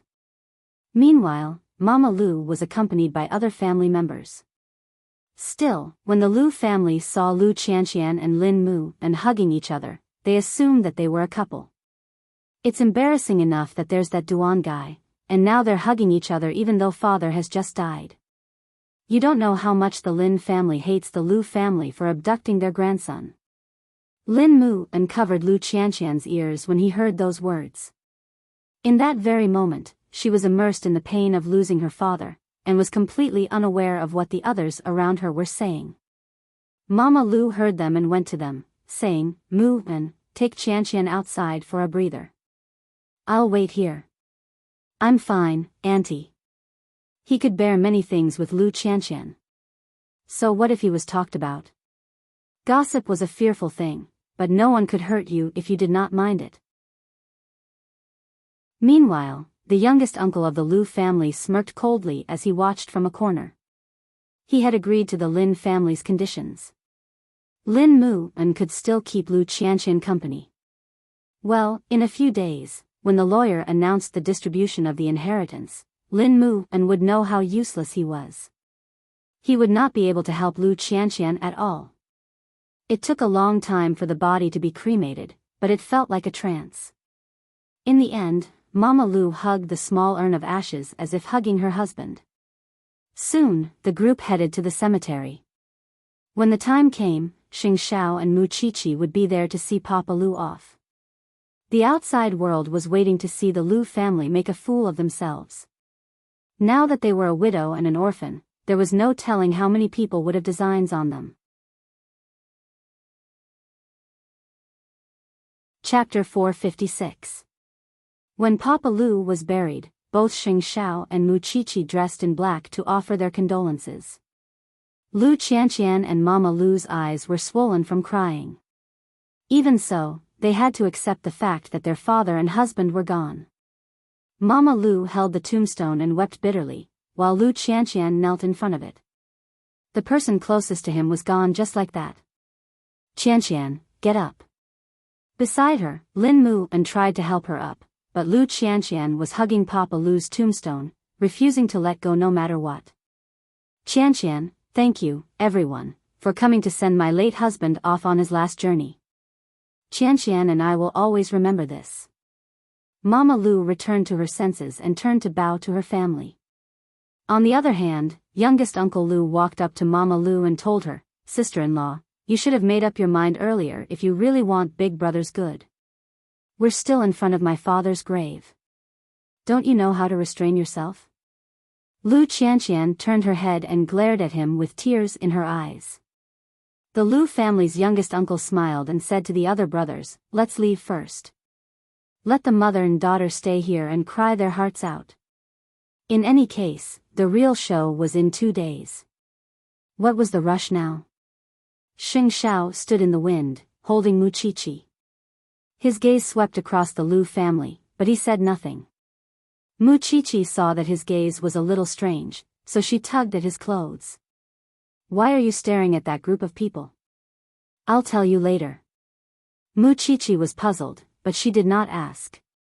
She walked to Lu Qianqian and helped her up with Lin Mu-en. "If your father saw you torturing yourself like this, he would definitely be sad." "Qiqi." Lu Qianqian turned around and hugged Mu Qiqi tightly. "I don't have a father anymore, you still have your mother and us. Right now, the uncles of the Lu family are eyeing you covetously. You have to pull yourself together. In 2 days, the lawyer will come to the house to announce the inheritance of your father's property. At that time, there will be a big show to watch. Don't worry now." Mama Lu turned to look at her husband and held Lu Qianqian's hand. "Cheer up. Let's go home." "Let's go, we'll accompany you home." Mu Qiqi accompanied Lu Qianqian and Mama Lu while Lin Mu-en and Xing Xiao walked behind the 3 women.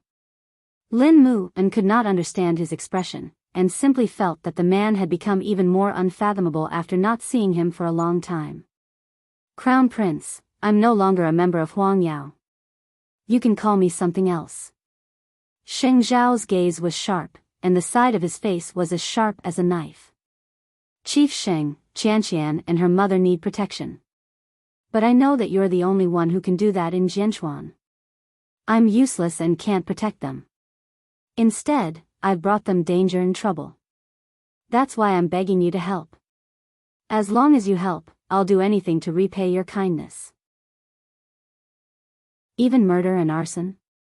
"Sure," Lin Mu-en said without hesitation. "You're still useless to me right now. If you want to become valuable, you'll have to work hard."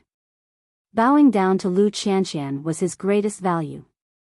Even if Lin Mu and did not ask, Lu Qianqian and her mother were protected by Zhongting, because Lu Qianqian was Mu Qiqi's only bosom friend. Leaving aside the business ties between the two families, it was more than enough to protect Lu Qianqian until she became the CEO. Ever since Papa Lu's accident, the most important person now was his secretary, who knew all his secrets. That was why he had sent someone to keep an eye on them early on, just to see who would come to Papa Lu's lawyer. But he did not expect that those brothers were not easy to deal with either. Since they all wanted to benefit themselves, it would be dramatic when the time came. Mu Qiqi stayed with Lu Qianqian until night. When she saw Lin Mu and helping Mama Lu prepare dinner in the kitchen, she whispered to her, "I heard from Xiao Xiao in the afternoon that Lin Mu and had begged him to help you, and was willing to commit murder and arson as a condition. As long as Xiao Xiao is willing to help you, he would do anything for you. He's poor now, but he's willing to give up everything for you. Qianqian, everything Lin Mu and has changed for you. Don't you see?"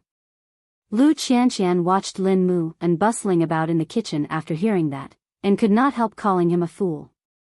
"I didn't ask him to do that for me, it's precisely because he's doing it willingly that he's so precious. He's going back to school tomorrow. Don't you have to show your gratitude? We're each other's most precious family. Ask yourself honestly. Do you treat him like a family member?"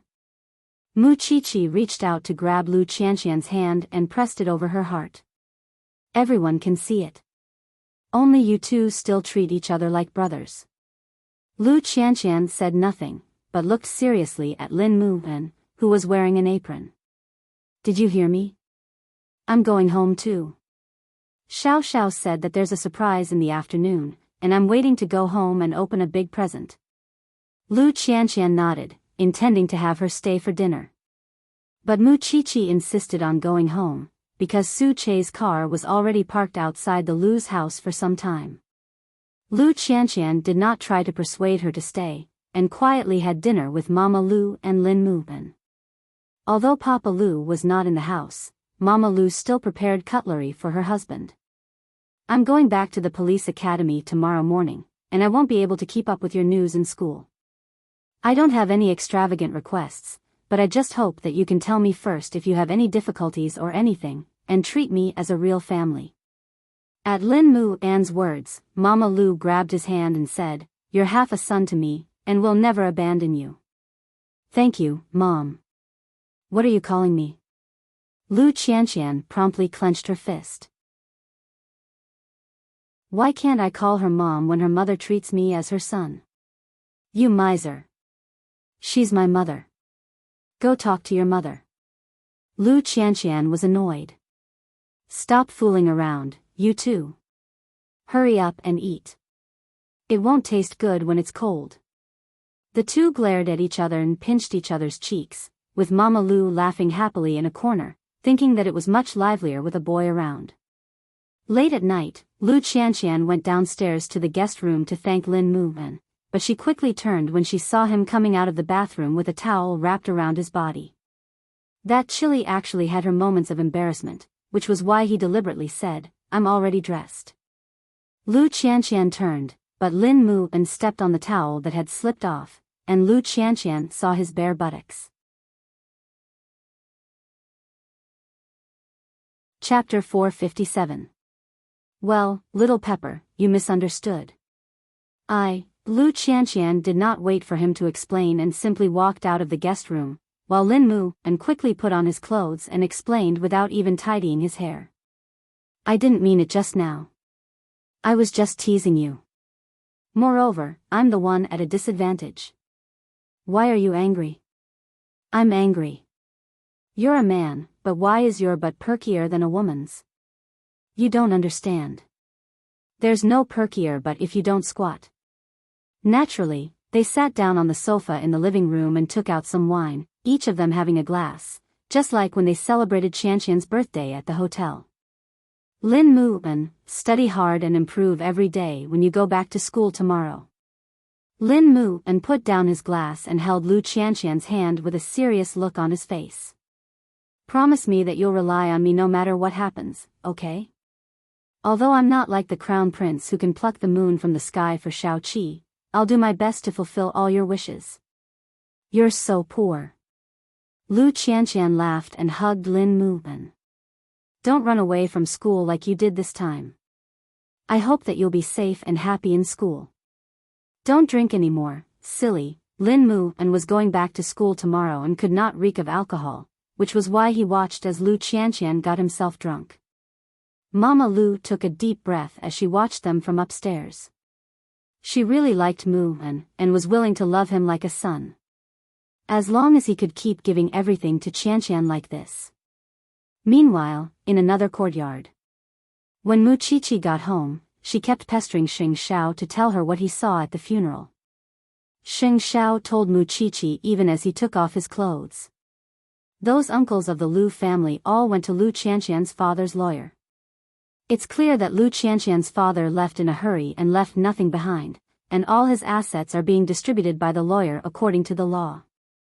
And with those people scrambling to find a lawyer, we can't rule out the possibility that they forged a will. You've already sent someone to keep an eye on them? Mu Qiqi was surprised by Xing Xiao's efficiency. Xing Xiao smiled teasingly at the little thing, then picked her up and threw her into the bathtub. Once something happens, you have to find the contradiction in this matter. The magic weapon to not give the enemy a chance to live is that you can think calmly. There was no telling what Xing Xiao's brain was made of. Before you realize it, he has already discovered the problem. By the time you discover the problem, he will have already deployed it hundreds of years ago. There really was a gap between people. Whose side is the lawyer on? Lu Qianqian's father had hired him for so many years because he trusted in his character. Xing Xiao replied. But there are exceptions to everything. Moreover, Lu Qianqian's father is no longer around.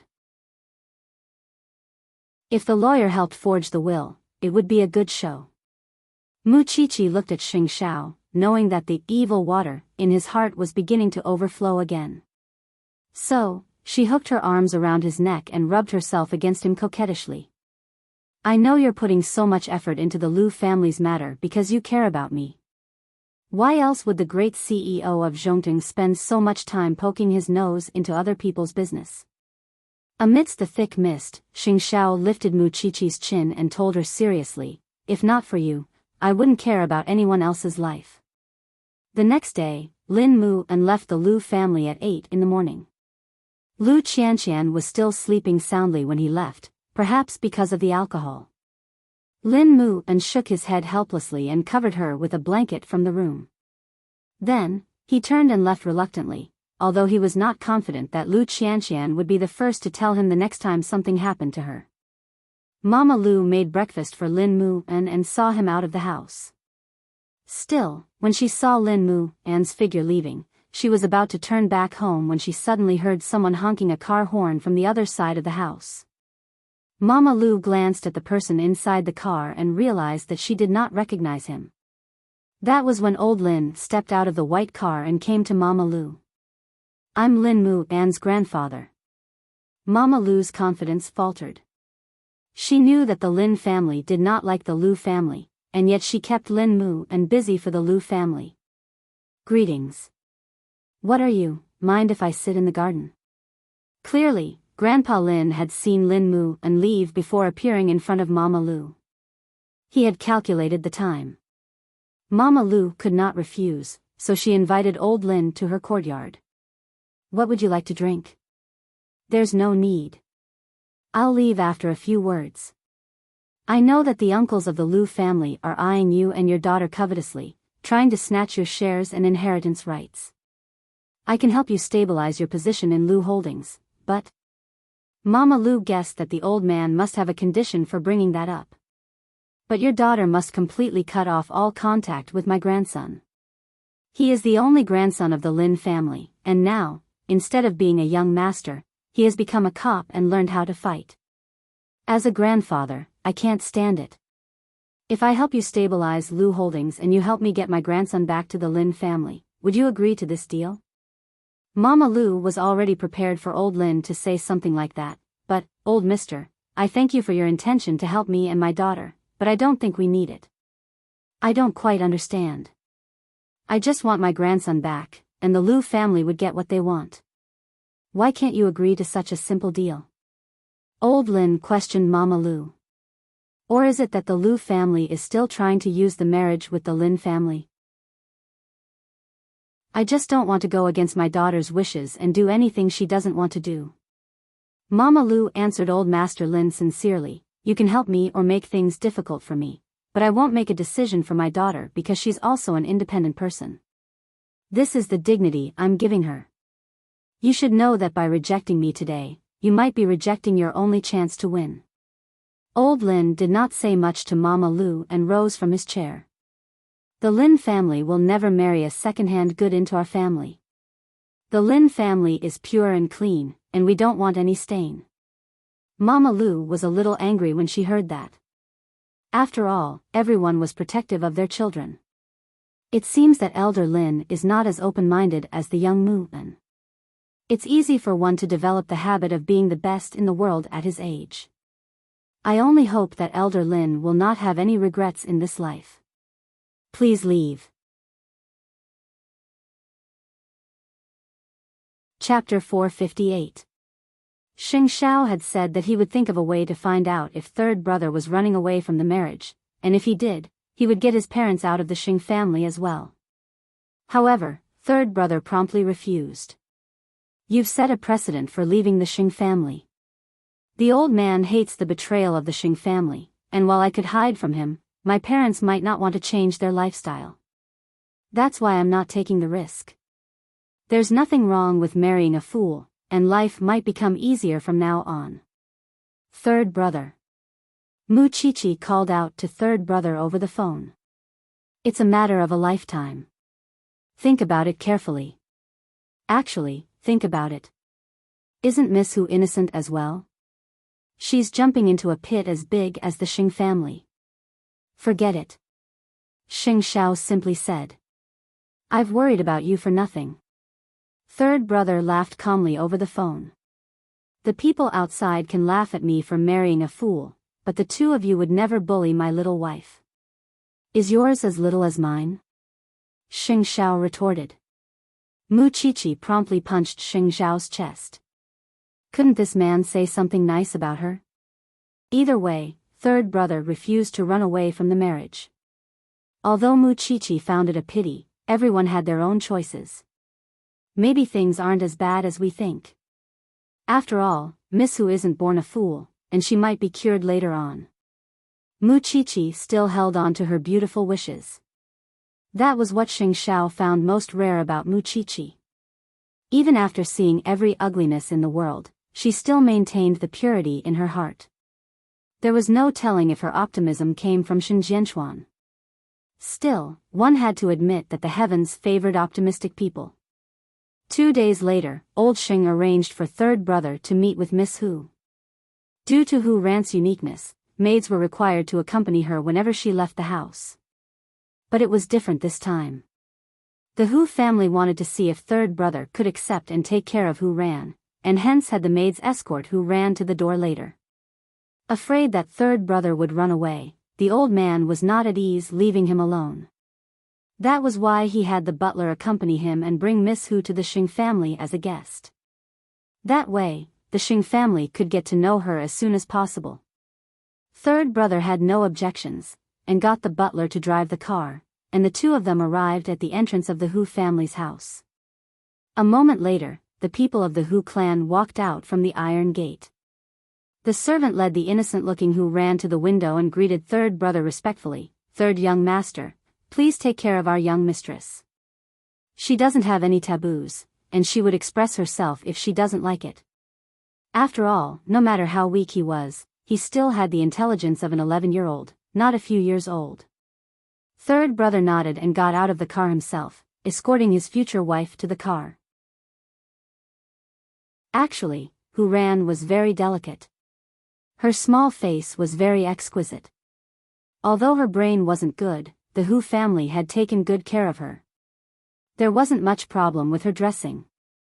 Miss, can you play with this little brother today? Xiao is very busy today and may not be able to accompany Miss to make a dress for the princess. Hu Ran turned and saw third brother. She blinked and nodded. Well, does little brother know how to make dresses? I don't, but I could learn from you. Third brother quickly replied. Hu Ran thought about it and agreed. All right. But Xiao, you can't be busy for too long. Let's go, butler. Third brother instructed. Although Miss Hu was a child, it was clear that she wasn't cunning or willful. If that was all there was to it, third brother believed that he could completely accept such a wife. The butler watched them from the rearview mirror. To tell the truth, he felt that it was a pity for third brother.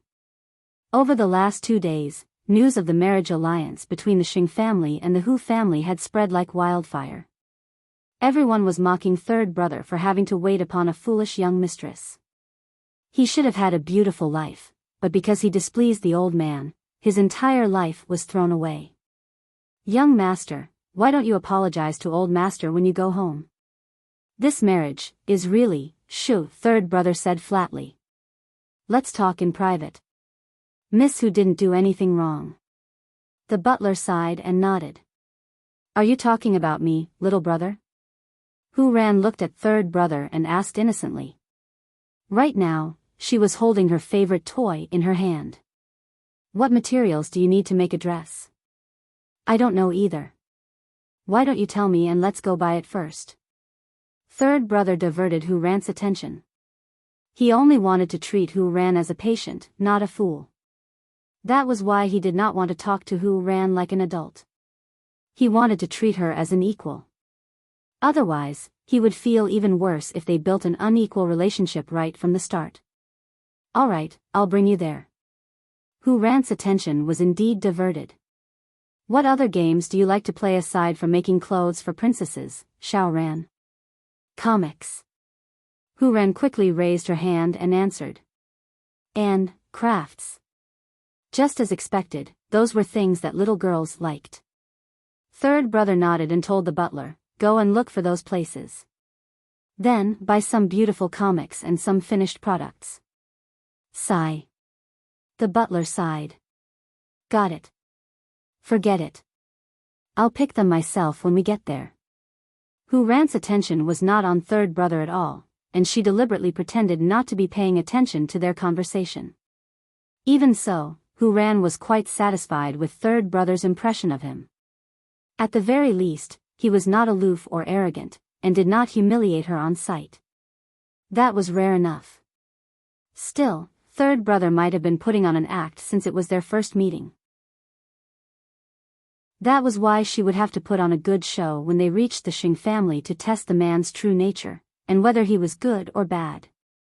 After all, it was difficult to hide a person's deep-rooted bad habits under unexpected circumstances. Soon, they arrived at the Xing family's residence. Although the Xing family appeared to welcome Miss Hu, who was about to arrive, they were secretly thinking that she was just a fool. Was there a need for such a grand welcome? Still, with old Xing around, no one dared to say a word. When they got out of the car and saw so many people in the Xing family, they hid behind third brother by reflex. Why are there so many people, little brother? Don't worry. We won't meet them. Third brother promptly led them to the Xing family's golf course. Hu Ran was delighted at the sight of the endless grassland, and simply sat on the ground, taking out the comics third brother had bought for her. Little brother, can I read some comics here for a while? Of course. Just tell me right away if you're cold. Chapter 459. Second sister-in-law, look at Miss Hu's silly face. Sixth brother whispered from behind. She really feels sorry for third brother. Gu Xiling looked at Hu Ran. She did not expect the daughter of the Hu family to be so silly. She was in her early 20s, and yet she still liked little girls' toys. It was likely that third brother's duty from now on would be to take care of the little girl. Third brother said nothing, and simply walked up to the old man. Miss Hu is afraid of strangers, so you don't have to wait here. Just do what you have to do. The old man gave him a meaningful look and asked, "Are you sure you can take care of a girl like that?" "Whether I'm willing or not, I don't seem to have a say in this matter." "If that's the case, you shouldn't talk about such nonsense in the future, grandfather, or I might think you're rubbing salt on someone else's wound. Since you're getting along well with Miss Hu, take good care of her. Ask the butler if you need anything." Third brother nodded coolly. "I'll set you free when you're married." "You know what I'm afraid of, third brother. Eighth brother has already called me, so the things you worry about won't happen." With that, third brother had the butler prepare beautiful desserts and blankets. Soon, he returned to Hu Ran's side. Third brother felt strangely relaxed when he saw the girl laughing heartily at her manga. Actually, wasn't it a blessing to have such a wife? At least he did not have to be cautious or scheme against her.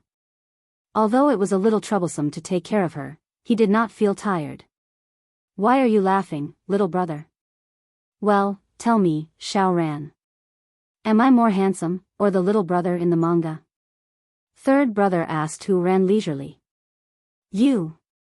Third brother smiled again at that. After all, how could he not be overjoyed after being praised? After reading manga on the grass for a while, Hu Ran began making clothes for the princess. Third brother watched as she skillfully cut and drew, and suddenly understood the joy those little things brought to Hu Ran. Nearby, Gu Xiling smiled meaningfully. It seemed that her position in the Xing family would not be shaken by any other daughter-in-law for the time being. With Hu Ran's intellect, she would probably be toyed to death. Soon, it was lunchtime for the Xing family. The butler invited the two who were lying on the grass to the dining room. Third brother put down the handmade dress and asked Hu Ran, "Xiao Ran, are you hungry?" Suddenly, she pouted and nodded, "I'm hungry." "Then, let's go eat first, and then come back, okay?" "No, Daddy said that we must finish what we started." "I want to finish first." "Little big brother, you go eat first. Then I'll help you take them out to eat, okay?" "No, Daddy said that we have to eat in the dining room." "Little brother, go ahead first. Xiao Ran will be there soon." However, the Xing family could not simply pick up their chopsticks before Hu Ran arrived at the dining table. That was why third brother stayed outside with Hu Ran. At her pace, it would take an hour for her to finish the dress. Then, Gu Xiling came out to urge the two of them, "Third brother, it's time to eat. You guys eat. Leave it for us." Third brother said directly. "The whole family is waiting for you. You should be considerate of your family. Moreover, you shouldn't accommodate Miss Hu in her current situation. Children are easy to coax, and I'll do it if you can't." At Gu Xiling's words, third brother rose from the grass and gestured for Gu Xiling to give it a try. Gu Xiling shook her head and crouched in front of Hu Ran. "Miss Hu, the dining room has prepared a lot of good food for you. Shall we go in and eat first?" "I don't want to." She suddenly refused decisively. "I'll cook with you after you're done." "I told you I don't want to." Hu Ran's voice suddenly became louder. "You're so annoying. Go away. I don't want to see you." At those words, Hu Ran suddenly turned with the needle, startling Gu Xiling. Gu Xiling promptly stood up, only to be pushed back onto the ground. "You really have a screw loose." Third brother promptly crouched down at that and helped Hu Ran up, while warning Gu Xiling, "Second sister-in-law, mind your words. Third brother, there's no one else here. There's something wrong with Miss Hu's head, so you don't have to act. Tell me honestly, do you want to reject this marriage?" "I just want to say that Xiao Ran meant no harm just now. She didn't want to poke you with the needle, so you don't have to use so much strength." "Third brother, are you really going to let this go?" Third brother did not answer, but Hu Ran suddenly burst into tears.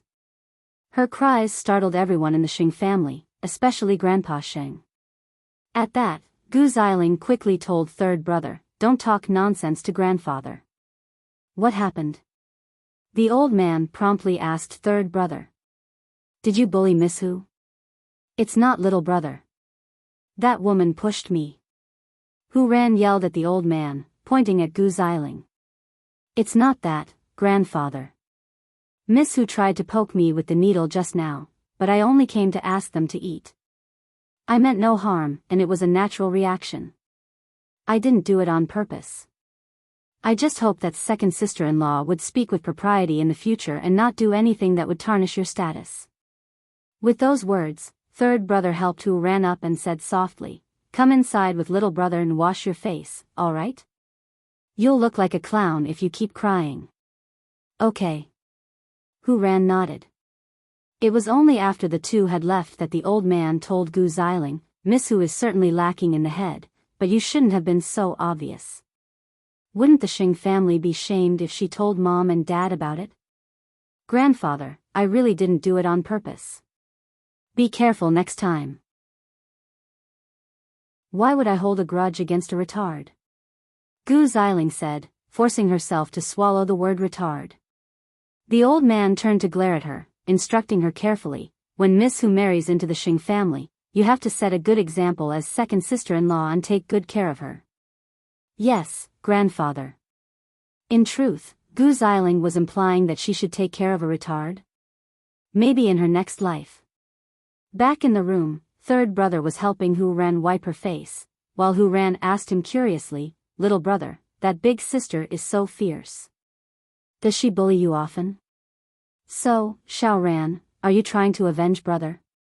third brother asked. "Yes." Hu Ran nodded firmly. "No need. Just stay away from her when you see her next time. That way, you won't get hurt, got it?" third brother instructed her seriously. "What if big sister bullies you?" "She wouldn't dare." Hu Ran suddenly laughed foolishly, although she was sneering inwardly.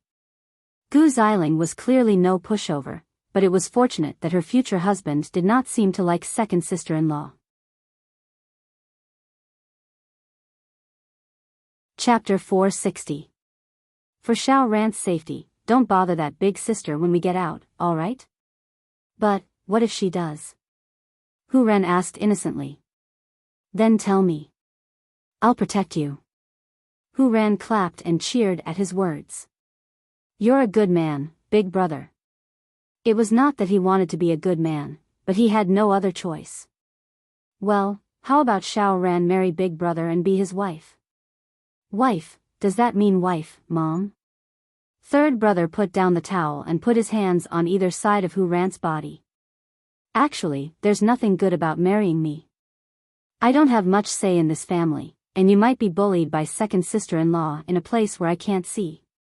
Hit her back, big brother. Hit whoever bullies you." Third brother chuckled and carried Hu Ran down from the sink. It was clearly their first meeting, but he was very patient with her. In fact, it was just like how a brother would treat his sister. "All right, let's go out for dinner." Hu Ran nodded, and took third brother's hand on her own like a child seeking safety. Third brother held her slender right hand, feeling that it was cold and did not have any body temperature. When they returned to the Xing family's dining room, the Xing family were all sitting upright. "Xiao Ran, come and eat," said Grandpa Xing kindly.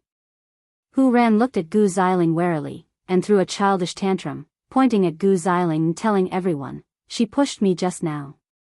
I don't want to see her." Old Xing turned to Gu Xiling, who could only rise from her chair. "You guys eat, then." In fact, Gu Xiling's lungs were about to explode in anger where no one else could see. Old Sheng was actually making her disappear from the dining table because of that retard? After all, she had been treated the same way before she married into the Xing family. Why did everything change now that she was a Xing? Still, there was plenty of time. Since Miss Hu's brain was not working, she would have the chance to take revenge in the future. After lunch, third brother brought Hu Ran back to the grass, and the two sat on the ground to finish the rest of the dress. Hu Ran had a great day, but was naturally very tired. When third brother sent Hu Ran home, it was already 8:00 at night. Hu Ran slept in the car, her head resting on third brother's shoulder. In fact, the girl was quite simple. All her stubbornness was directed at those who treated her badly. In no time, the two arrived at the Hu family's doorstep, and Chief Hu sent someone to receive them. "Little brother, when are we going to play again?" Third brother waved her off and had the chauffeur drive. "Miss, did the little brother bully you today?" Xiao asked after Hu Ran returned home. Hu Ran shook her head. "Little brother always plays with me. He treats me even better than Dad." Ran, and only then did he send her home. "Xiao, go out. I'm going to take a bath." After entering the bathroom, Hu Ran no longer needed anyone to accompany her, so she sent Xiao out. It was only when the door to her room was closed that she relaxed and lay down in the bathtub. It seemed that her fiancé was very reluctant about the marriage, and simply had his life interfered with by his elders. Of course, most people would think a man useless if he could not make his own decisions. Even so, Hu Ran was aware of the Xing family's situation. The crown prince, Xing Shao, had spent a lot of effort to free himself from the Xing family.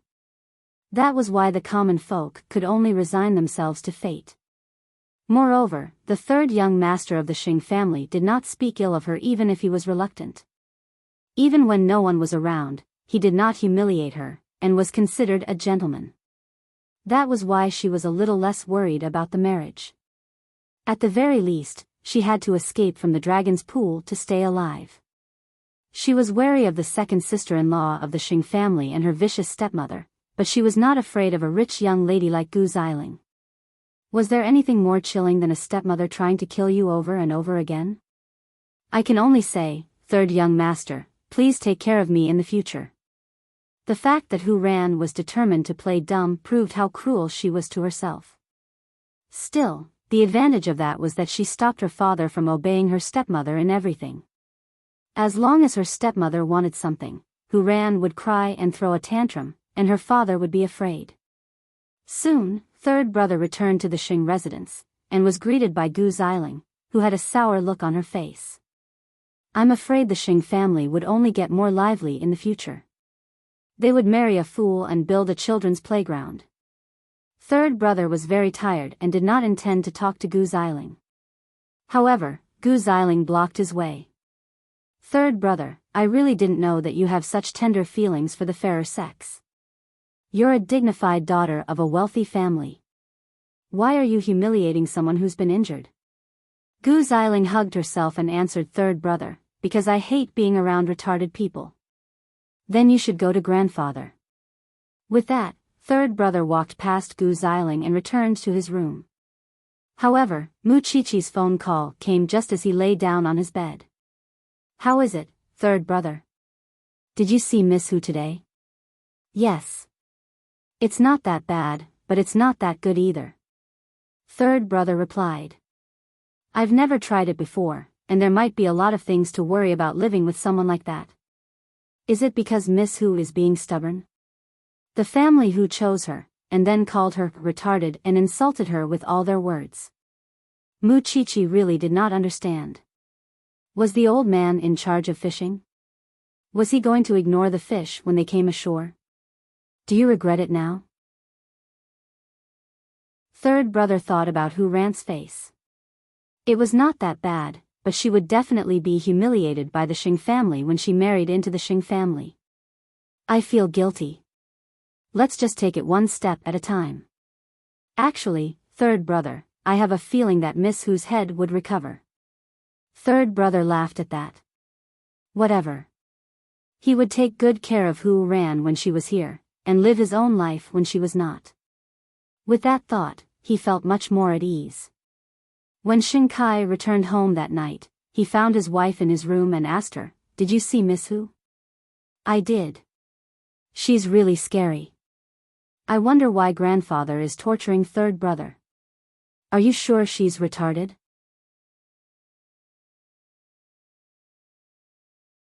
Chapter 461.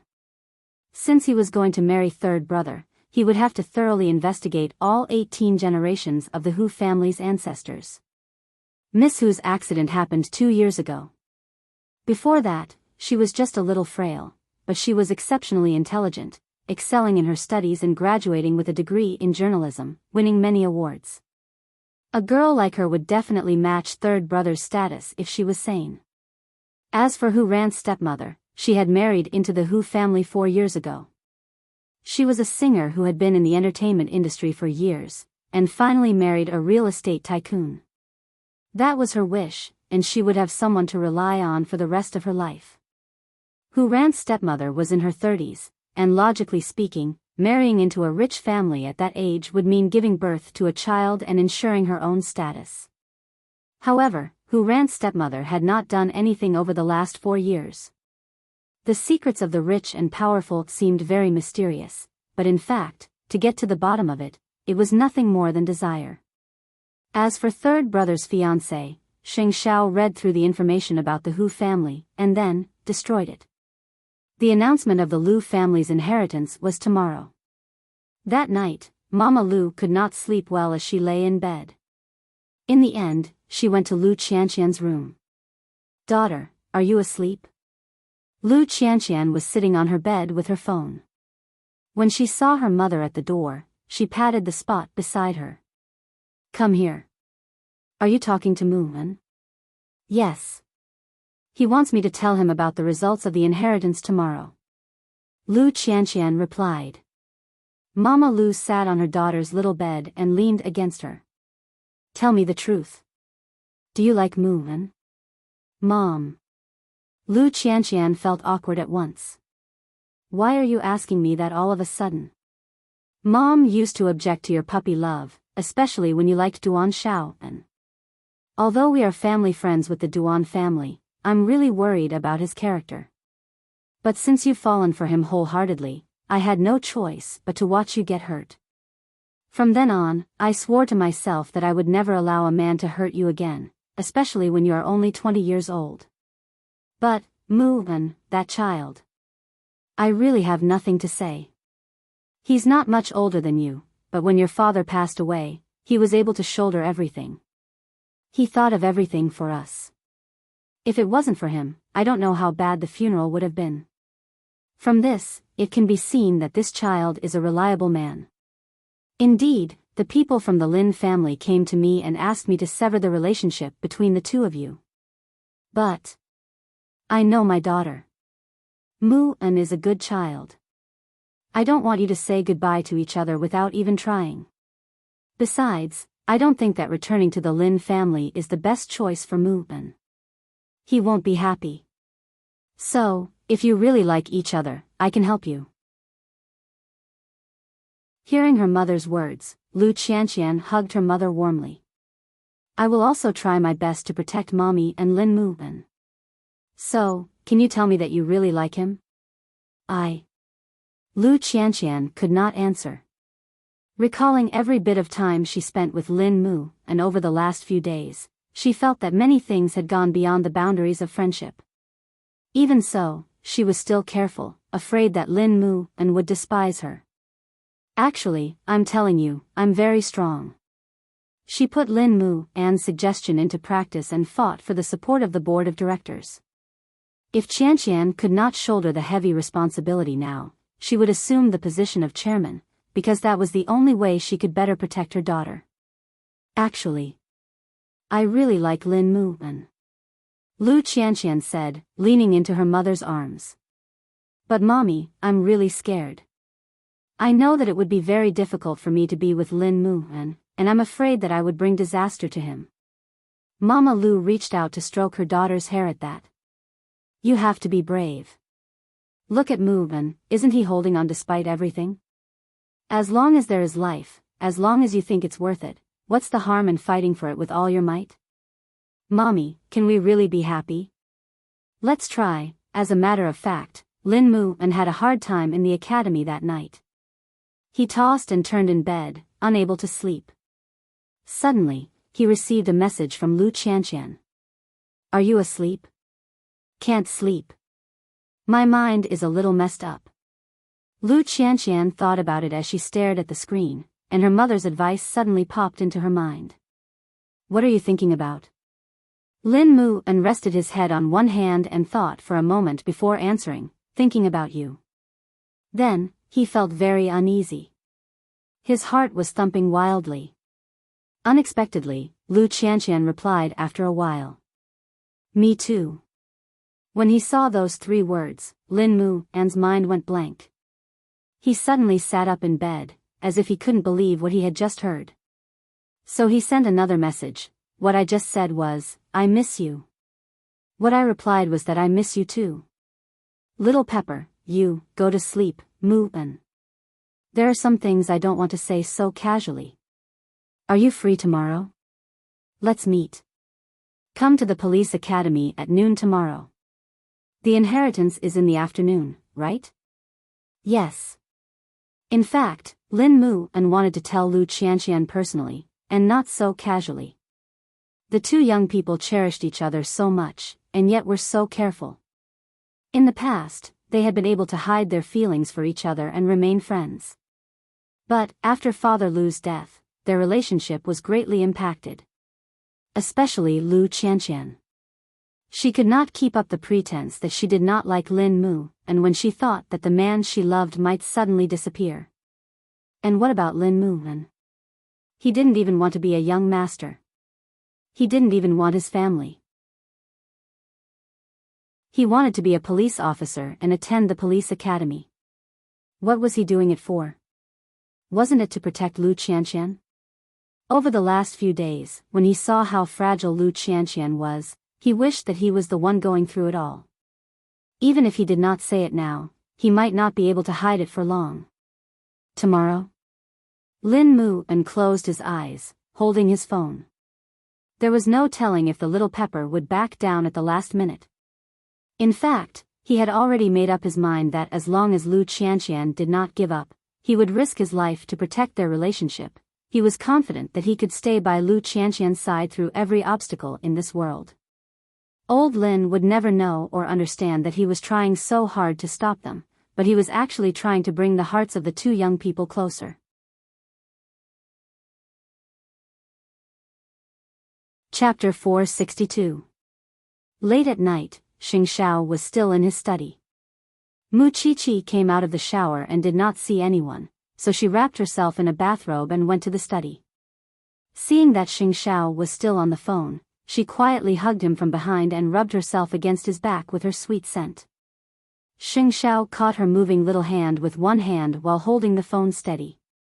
That's the arrangement for tomorrow. You can adapt to whatever the Lu family wants to do. Mu Qiqi heard that it was about the Lu family, and waited for him to hang up before she said, You're not sleeping so late just to help me settle the matter with the Lu family? From a businessman's point of view, tomorrow is also an investment. I'm helping the Lu family now in the hope that they can pay me accordingly. Xing Xiao said, pulling her to him and hugging her. You're really a cunning businessman. But is the Lu family's matter not a problem? Problem? Xing Xiao chuckled. Even if there are 10 more Lu families, I can still crush them, let alone a few troublemaking shareholders. Knowing her man's ability, Mu Qiqi tugged at his sleeves in relief. If that's the case, let's rest. Lifting the little one's chin, Xing Xiao smiled faintly. You want it? No, it's my period. Remembering the date, it was indeed in the next few days. Xing Xiao let Mu Qiqi go and waited until they were lying on the bed. Only then did he reach out his warm hand to massage Mu Qiqi's lower abdomen. Thanks to Fifth Aunt's help, Mu Qiqi rarely had problems with her period. She almost never had any menstrual cramps or migraines. Of course, that was because the man beside her was so considerate and meticulous even in her life. Xiao Xiao, you're a CEO. Don't you think it's beneath your dignity to do something like that for a girl? Who are you to me? Xing Xiao asked in return. Woman. You ungrateful thing. What if I did that to someone else? Could he just throw her on the moon? It was only because it was this little one that he was so willing to dote on and pamper her. But even though I know you're powerful, I still want to do something for you. After Xing Xiao heard that, he stopped massaging her with his right hand and hugged her tightly. You being alive like this is the greatest contribution you can make to me. I can still contribute to you in other ways. Puzzled, Xing Xiao was about to ask, but the little thing had already moved, its body squirming agilely. Xing Xiao felt his entire body tense. Where did this thing learn that from? But it had to be said that it was very useful for men. After a night of trepidation, Lin Mu and Lin Mu finally made it through this extremely long night. Lu Qianqian got up early in the morning and dressed herself up, which made Mama Lu smile in relief. Are you going to see Mu-en? Mommy, I'll come back after lunch with Lin Mu-en. I won't miss the big event in the afternoon. Don't worry, go and explain things to Mu-en. Lu Qianqian nodded. In fact, she was very worried that something like that would happen in novels or television dramas. She just wanted to tell Lin Mu and how she felt now. Lu Qianqian nodded. Little brain, don't think too much. Lu Qianqian nodded and hugged her mother. Mommy, I'll work hard to protect the Lu family with you and look after Daddy's business. Say hi to Mu-en for Mommy. On the other hand, Lin Mu-en wasn't any better. After the morning class, he started thinking and guessing if little Chili Pepper would come to meet him at noon. His roommates and the transfer student noticed his lack of concentration. Once lunchtime came, Lin Mu-en went to the dormitory to change his clothes. The dark blue turtleneck sweater really looked good on him. His roommates could not help laughing at him. Are you going to see little sister-in-law? Lin Mu-en actually nodded shyly, which was rare. Oh, I'm so jealous. Smiling, Lin Mu-en left the dormitory and saw the transfer student at the school gates. He was dressed like that, perhaps he was going to see that worn shoe again. You don't mind if someone else sleeps with you? Lin Mu-en's expression was one of anticipation, but when he heard the transfer student's words, he stopped in his tracks and replied, people like you won't understand. I just don't believe that you don't mind. The quality of a person's soul doesn't depend on how many men she has been with. Isn't someone like you who hasn't been with a man ugly too? That's why you would never understand. Love can wash away all impurities and can tolerate all the past. I know she's worth it, but you don't need to understand because you wouldn't. With those words, Lin Mu-en strode towards the place where he would meet Lu Qianqian. He had thought that he was early. He was also worried that little Pepper would really show up. But when he saw Lu Qianqian standing by the car door of his house, he was relieved. Little Pepper had actually come for lunch. Lin Mu-en walked up to Lu Qianqian, who reached out and hugged him. I missed you too. Lin Mu-en was stunned, and suddenly felt the urge to cry. You mean, last night and this morning, I also missed you. Lin Mu-en reached out and hugged Lu Qianqian back, and they clung to each other tightly. Do you know? On the way here, I thought of countless possibilities. I even thought that I might not be able to see you and that I wouldn't be able to say what I wanted to say to you. Even just now, when I saw you with that transfer student, I immediately thought of many things. However, when I saw you walking towards me without any hesitation, I knew that you would definitely let me see you. Silly. Give us more trust, all right? Lin Mu-en gently pushed Lu Qianqian away and looked at her tenderly. Do you want me to be your boyfriend? Not a good friend, but the kind who would sleep with you and have children. You really don't despise me? Why would I despise you? Lin Mu-en nudged her head. Did you kill someone or set a fire? Although I used to think like a young master, I never looked down on you from the bottom of my heart. You must have confidence, my little Pepper. You are just and kind, filial and brave, and you would be the CEO of a large corporation in the future. How could I despise you? Lu Qianqian smiled with reddened eyes. Lin Mu-en, you're so good that I'm scared. I'm afraid that the heavens would take back their love. As long as I don't die, I will always be by your side. Chapter 463. In my heart, you are already more than a friend, boyfriend, or family. To me, the two most important people in my life right now are you and Mommy. At that, Lu Qianqian held Lin Mu-en's hand. If I did wrong in the first half of my life, I am willing to atone for it, because I want to give all my love to all of you.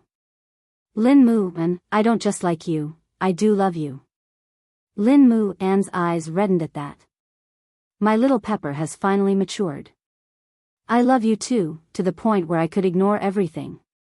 Then let's work hard together and become the strongest we can be, to protect each other. Lin Mu An nodded, and finally lowered his head to kiss her thin lips that were almost trembling. It did not matter how many difficulties or obstacles there were in the future. What was important was their resolve to be together. Although the confession came a little late, it was not too late. Moreover, Mama Lu had long since thought of Lin Mu An as the best son-in-law in her heart. It was fine if the Lin family disagreed, but she would try to change the Lu family's prejudice in the eyes of the Lin family. If these two good children couldn't be together, then God would be too unfair. Both of them stood at the gates of the school, having said the most important words of their lives. Then, they hugged each other for a long time, unwilling to let go. Even if there were many rumors in the school, they did not care. It was only when it was almost time that Lin Mu An released Lu Qianqian. The lawyer is almost here. It's about time to go back. All right. Hurry up and have dinner. We'll talk again tonight. Lin Mu An lowered his head to kiss Lu Qianqian, and was only satisfied then. They were lovers from now on. For his lover, he must shoulder the responsibility of fighting against the Lin family, and become stronger. That was why he could not be willful. Moreover, before the Lu family's lawyer arrived, he called Xing Shao. Crown Prince, what is it? Please help me build my career. You would definitely receive an unexpected reward when the time comes. Since he had already invested in the Lu family, would he mind investing in one more talent? You really trust me? Xing Shao smiled. A fine bird nests on a tree. I believe that Zhongting needs the support of various factions. You have a military background now, but the military and the police are two different systems. It's easy for me to get a police background. I don't need to train a student. But don't you think that a partner who will never betray you is more valuable? Xing Shao smiled when he heard that. You successfully convinced me, but I'm not doing it for your ability. I'm doing it for your courage and ambition. You can tell Su Che what you want. He'll convey your wishes to me in time. Right now, I have something that I need your help with. Your request sure came quickly. Still, as Lin Mu An had said, Xing Shao found the whole thing quite interesting. He was curious as to how much effort Lin Mu An would put in to become stronger. Lin Mu An's current goal was simple. He wanted the Lin family to be unable to interfere in the matters between him and the Lu family. He could do it with Xing Zhao's help. Although he might be scheming and shrewd in the future, that was the path that a man had to take in order to protect a woman. And the first thing he had to do now was to get the transfer student out of his sight. His little Pepper was very uncomfortable with her presence, and since she had ulterior motives in the first place, Xing Shao had even less to worry about. Of course, it was a secret between men, and Xing Shao would not tell anyone about it, not even Shao Qi. At the very least, he would wait until the melon was ripe. When Lu Qianqian reached home, the Lu family's uncles were already there. Everyone was in the living room, and only the lawyer had not arrived. Mama Lu's expression was very calm, and no one could tell that she was panicking at all. After all, she had to keep these monsters in check, or she could not guarantee that they would not directly eat her and her daughter into their stomachs. Mommy, Mama Lu rose to greet her daughter when she saw that Lu Qianqian had arrived. How did it go with Mu An? Don't worry. Your son-in-law won't run away. Lu Qianqian replied with a smile.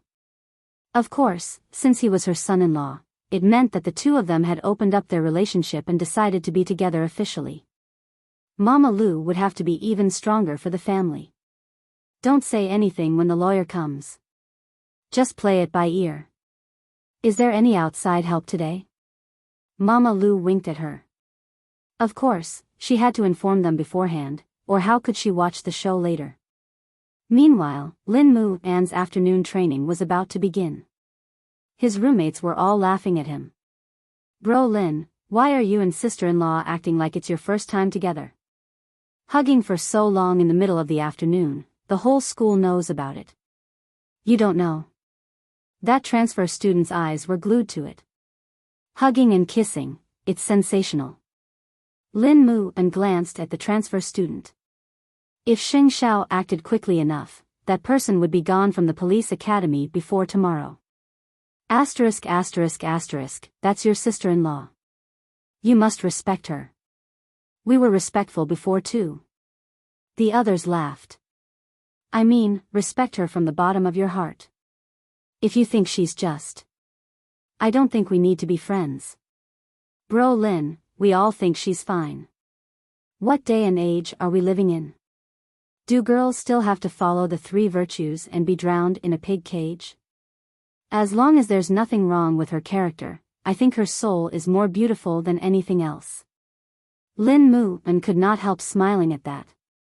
If the Lin family could understand his feelings that way, he and his family would not have ended up like this. It was a difficult choice between family and lover since ancient times. If one side must be betrayed, it would depend on whether the other was worth it. And his little chili was the best. Soon, Papa Lu's lawyer arrived at the Lu family's house. He took out some documents and sat down on the sofa as he faced the Lu family. Because Mr. Lu passed away suddenly, he told them, according to the law, the first-in-line heir's spouse and children are still alive. That is why Mr. Lu's brothers have no right to inheritance. But, the lawyer took out his will. Mr. Lu left a will. Lu Qianqian and Mama Lu's faces fell at that, and Lu Qianqian was about to speak when her mother held her back, reminding her to keep calm.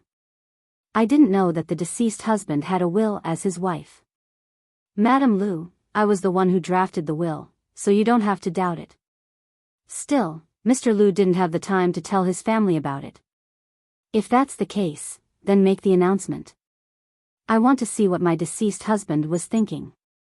The youngest uncle of the Lu family was fiddling with a ring on his finger.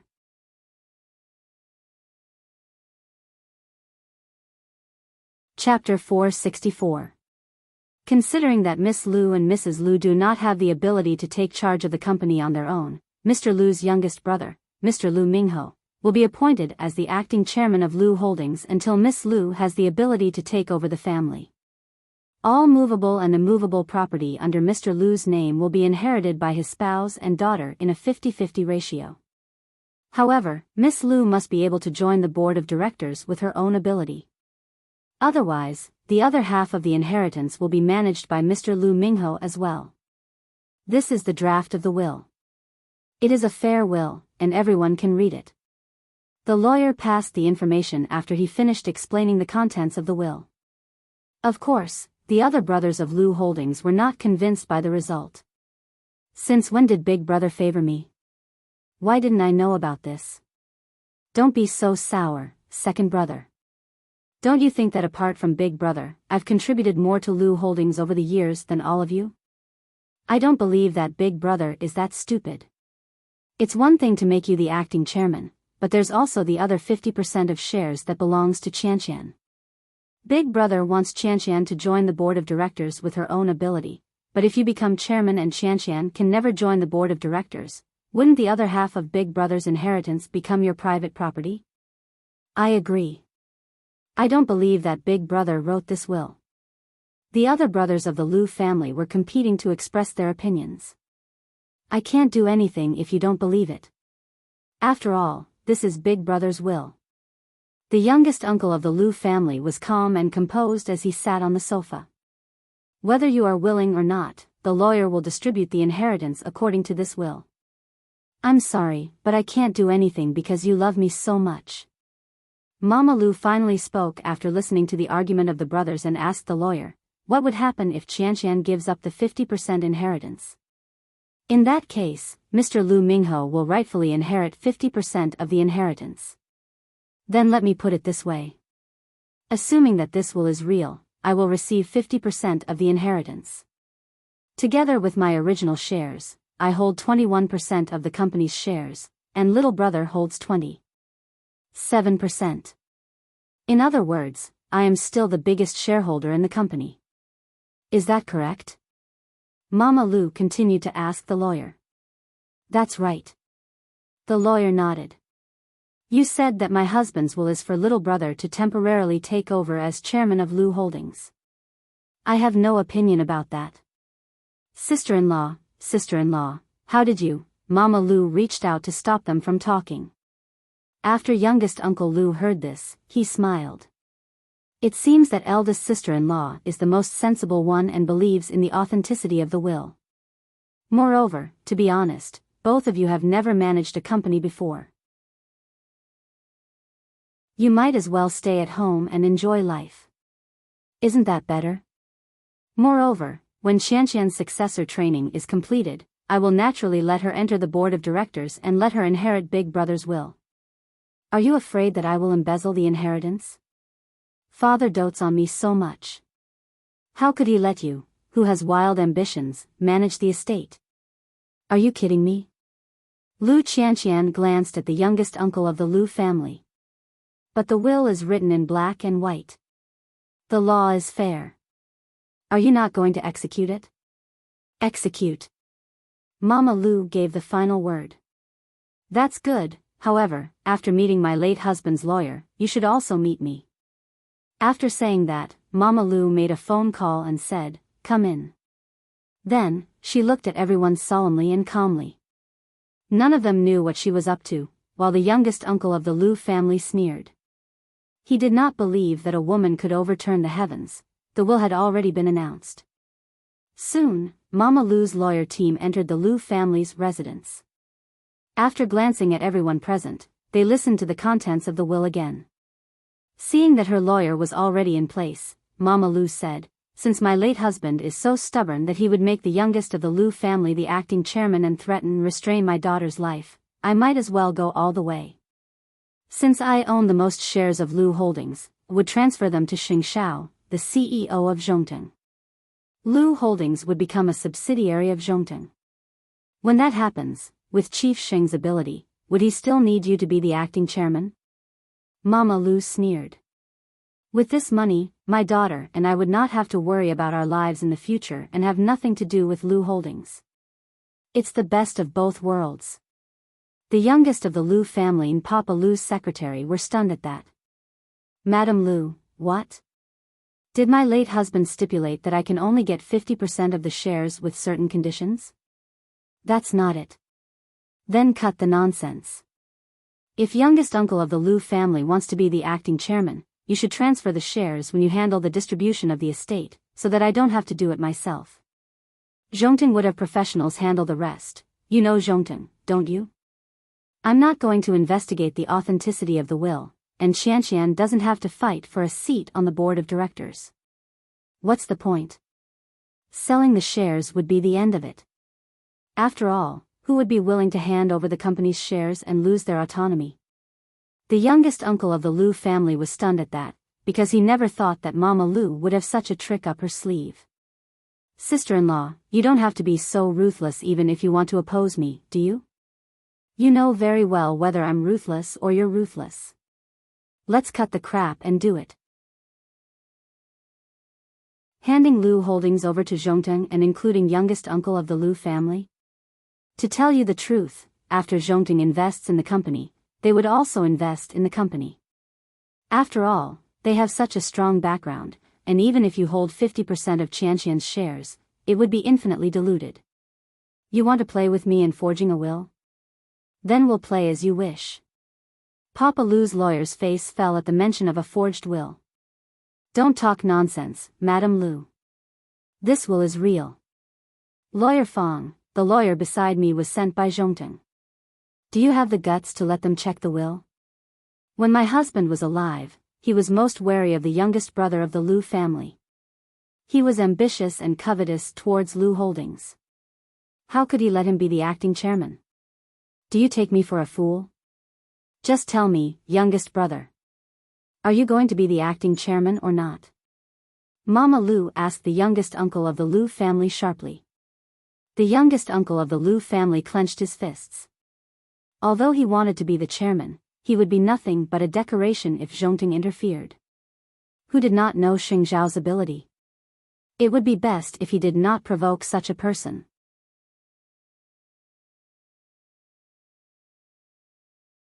Chapter 465. Maintaining the status quo was the smartest thing to do, especially when Lu Qianqian became the new person in charge of Lu Holdings. As long as she created enough trouble, it was only a matter of time before she was kicked out of the board of directors. This was much better than Zhongting interfering, right? Are you still going to supervise 50% of Qianqian's inheritance? Mama Lu was clearly threatening him, but it must be said that she had caught the youngest uncle's weak spot. In the end, he had underestimated this woman and thought that she was just a vase. Who would have thought that he would be so ruthless when it came to handling matters? I will also give up supervision. Since that's the case, then my daughter and I will each get half of my husband's inheritance. Does anyone have any objections? The Lu brothers all shook their heads. At least this way, Lu Enterprises would still be the Lu family's business and had nothing to do with outsiders. It was a pity that Uncle Lu had planned a good show, but he didn't get anything. Since that's the case, little brother, you should sign the proof of giving up the supervision of the estate on the spot. Uncle Lu had no choice but to do as he was told. However, he had a cold smile on his face the entire time. He even threatened Mama Lu, "I'll make you pay one day." Mama Lu did not think much of it. When she got the proof, she turned to the brothers and said, "Don't be in a hurry to leave. I still have something to say. We are a widow and a daughter with no one to rely on, and our families are all wolves and leopards, which is why I've decided to transfer half of my shares to Zhongting. However, Zhongting has promised me that they will only hold the shares and not participate in the management. Still, if you pull Qianqian down from her position as the person in charge, that might not be the case." When the brothers heard this, their eyes widened. "Sister-in-law, isn't this equivalent to selling the company? Falling into the hands of Zhongting is better than falling into your hands, right? Do the brothers have a solution?" There was no other way. Mama Lu was protecting Lu Qianqian's position in Lu Holdings, and also for the safety of mother and daughter. Even if the brothers hated her to the core, she would still do it. The premise of protecting Lu Enterprises was to protect Qianqian first. This was what Papa Lu cared about the most when he was alive. I would like to see how Lu Qianqian is going to destroy Lu Holdings. That's not something you can control. Brothers, do your best. They had come to the Lu family's house in high spirits, only to return disappointed in the end, especially the youngest uncle of the Lu family, who had gone to great lengths to bribe a lawyer to forge the will, only to be betrayed by Mother Lu in the end. He really didn't expect this woman to be so scheming. She even knew to ask Zhongting for help. Lu Qianqian hugged her mother when she saw her uncles leaving with red necks. "Mommy, it's the first time I've seen you so brave. As a mother has to be strong. It's all for you. Mommy still has a lot to learn in the future. But Crown Prince isn't helping us for free, right?" Lu Qianqian guessed. Even if she and Mu Qiqi were best friends, the Crown Prince had nothing to do with her. What he did now was already a great help. How could he do it for free? The Crown Prince's brain was sharper than anything else. Of course, the shares were transferred to Zhongting at a price lower than the market price. However, Zhongting protected us. This is a win-win deal. Papa Lu's lawyer could not help feeling guilty and fearful at that. Seeing that everyone from the Lu family had left, he dropped to his knees before Mama Lu with a thud. "Madam Lu, I didn't mean to betray you. I was just blinded by greed for a moment. I hope you won't sue me. I still have a wife and child to feed at home.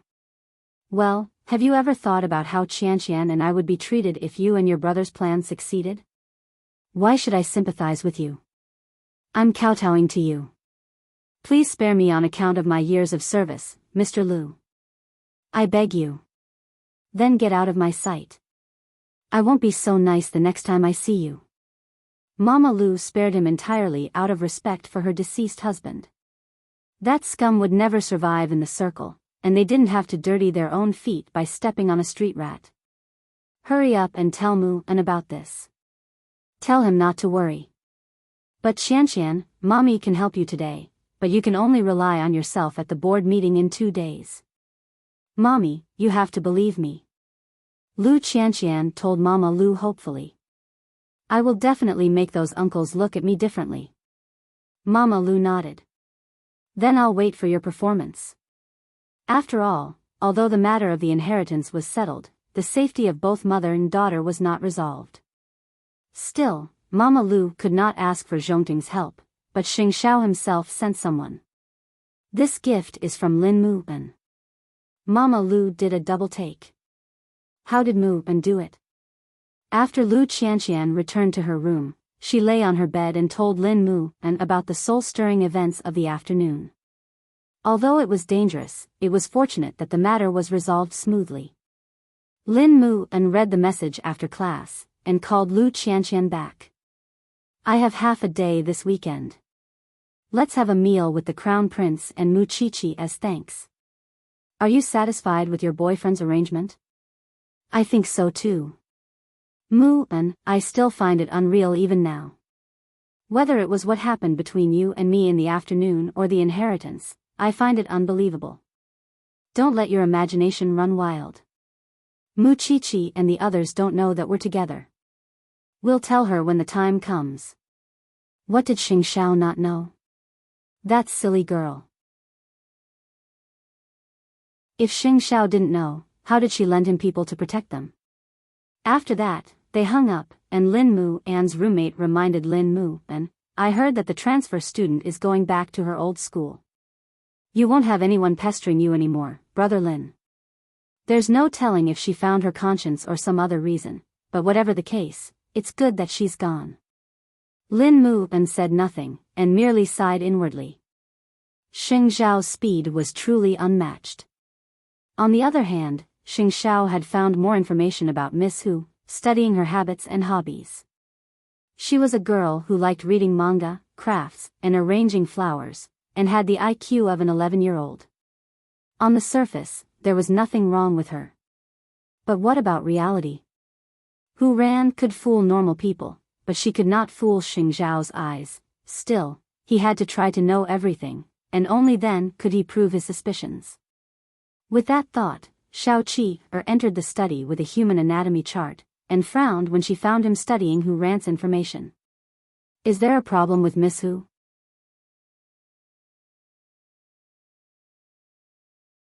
Chapter 466. Xing Xiao waved at Mu Qiqi. After she was in his arms, he pointed at the documents with his chin and asked Mu Qiqi, under normal circumstances, it's difficult for children to focus their attention. So, whatever they like will be short-lived.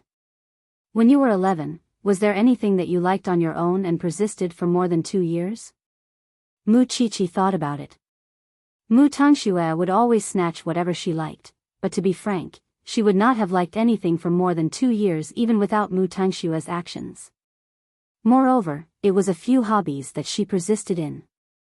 Children like the feeling of novelty. So, you've noticed a problem?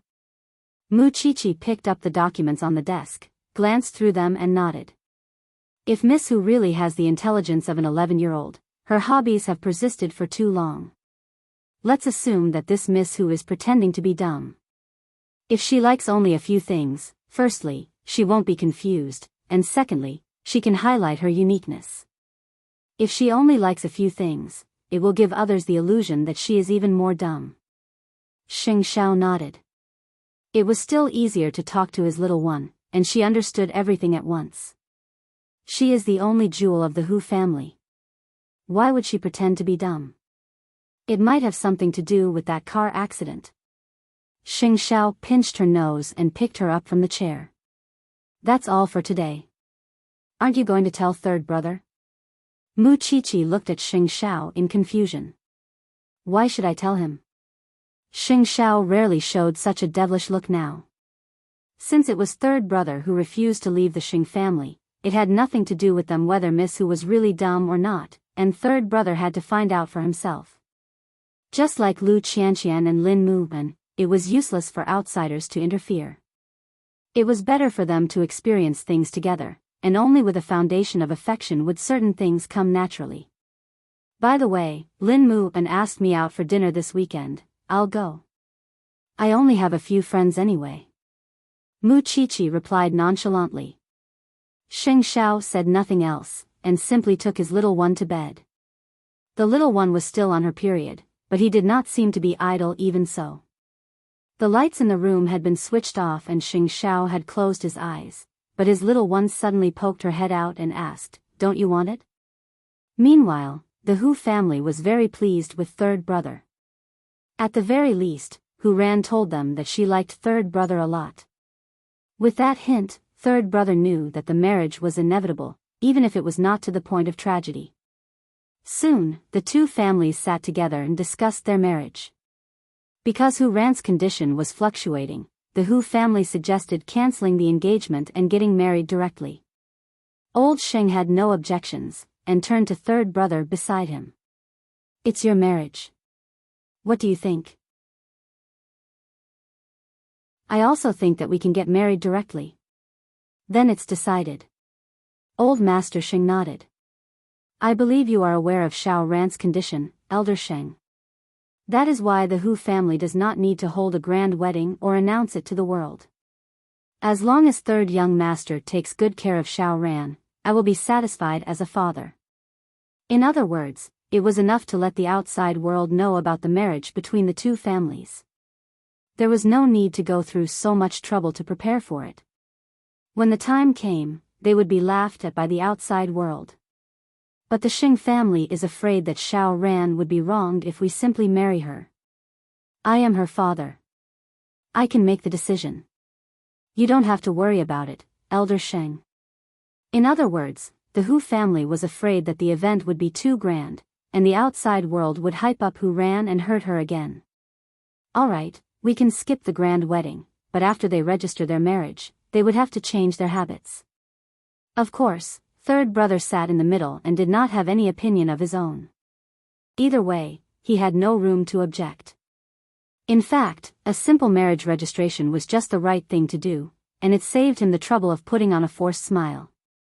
"Well, third brother, pick a good day and register your marriage with Xiao Ran." "All right." Third brother had been very obedient from start to finish. "Don't worry, Elder Sheng. I would treat third young master as my own son. After all, she is the only daughter of the Hu family." At that, old Hu's old face broke into a wide grin. "Well, I'll prepare a new house for you too." A new house. Third brother felt a wave of repulsion in his heart at the word. Although Hu Ran's body had matured, she only had the intelligence of an 11-year-old, and third brother felt that he could not lay his hands on a little girl. Although he had tried his best to put himself on equal footing with Hu Ran, any other man would feel repulsed when faced with such a thing. "Third young master, please take care of Xiao Ran from now on." "Don't worry, uncle. I will do my duty and do my best to protect Xiao Ran." Papa Hu nodded and clapped third brother on the shoulder.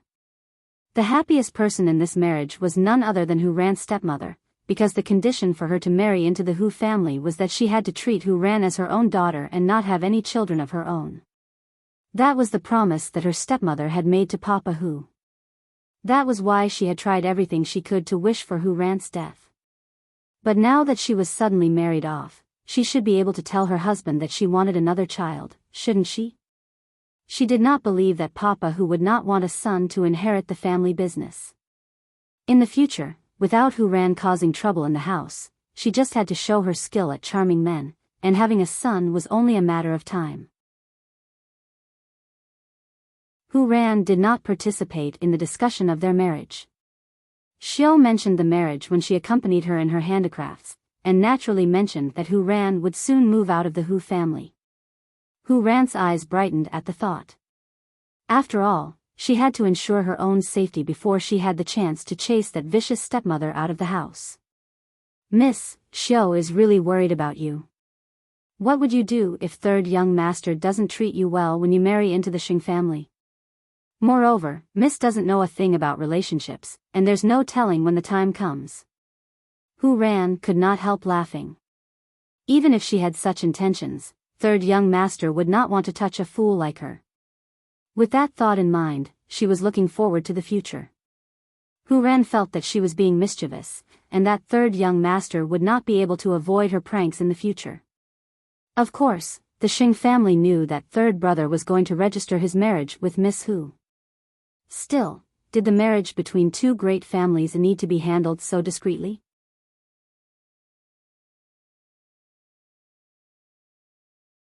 Chapter 467. It's really hard on third brother. So, grandfather, are you really not going to set him free? I think he has already resigned himself to his fate. Moreover, third brother is not old. Xing Kai was about to mention Xing Shao, but swallowed the words. Third brother has a sense of responsibility, and would not leave the Xing family on a whim. Release him tomorrow, but send someone to keep an eye on him. That was to prevent third brother from going to Xing Shao. Still, it was better than being locked up as a prisoner. Xiling, you'll be in charge of third brother and Miss Hu's bridal chamber. Gu Xiling nodded when her name was suddenly called out. Don't worry, grandfather. Her wedding with Xing Kai had been the grandest in all of Jianchuan, but third brother could not even have a proper wedding. She calmed down at the thought. That's right, a fool. Do you still expect her to say something appropriate in front of the guests on stage? When that happens, the Xing family and the Hu family would only be laughing stocks. Since her little sister-in-law was about to marry into the family, she would certainly welcome her warmly as her sister-in-law. Third brother is married too, and the two of you should hurry up and have children as well. It would be a burden on Xiling's body if you delay. Children, both of them knew very well that Xing Kai would not have any with his current condition. Still, since the old man had asked, they had to play along. We understand, grandfather. It was the weekend in the blink of an eye, and Lin Mu and was treating Xing Shao and Lu Qianqian to a meal. However, Lin Mu and Lu Qianqian were nowhere to be seen even after Xing Shao and Mu Qiqi had taken their seats. Wasn't the treat a little too insincere? Should we go home, Xiao Xiao? Ignore those two. Xing Shao wrapped his arm around her and gestured with his chin outside the restaurant. Mu Qiqi followed his gaze and found Lin Mu and Lu Qianqian holding hands as they opened the door. Mu Qiqi smiled in understanding, and promptly asked them, We're not brothers anymore, are we? Lu Qianqian blushed. Qiqi, Mu Qiqi turned to Xing Shao, but found that he was not surprised at all. You know that too? That's right, you were the one who settled the matter with the Lu family, so it would be weird if you didn't know. That's why I'm the last one to know. Qiqi, don't tease us. You know I'm thin-skinned.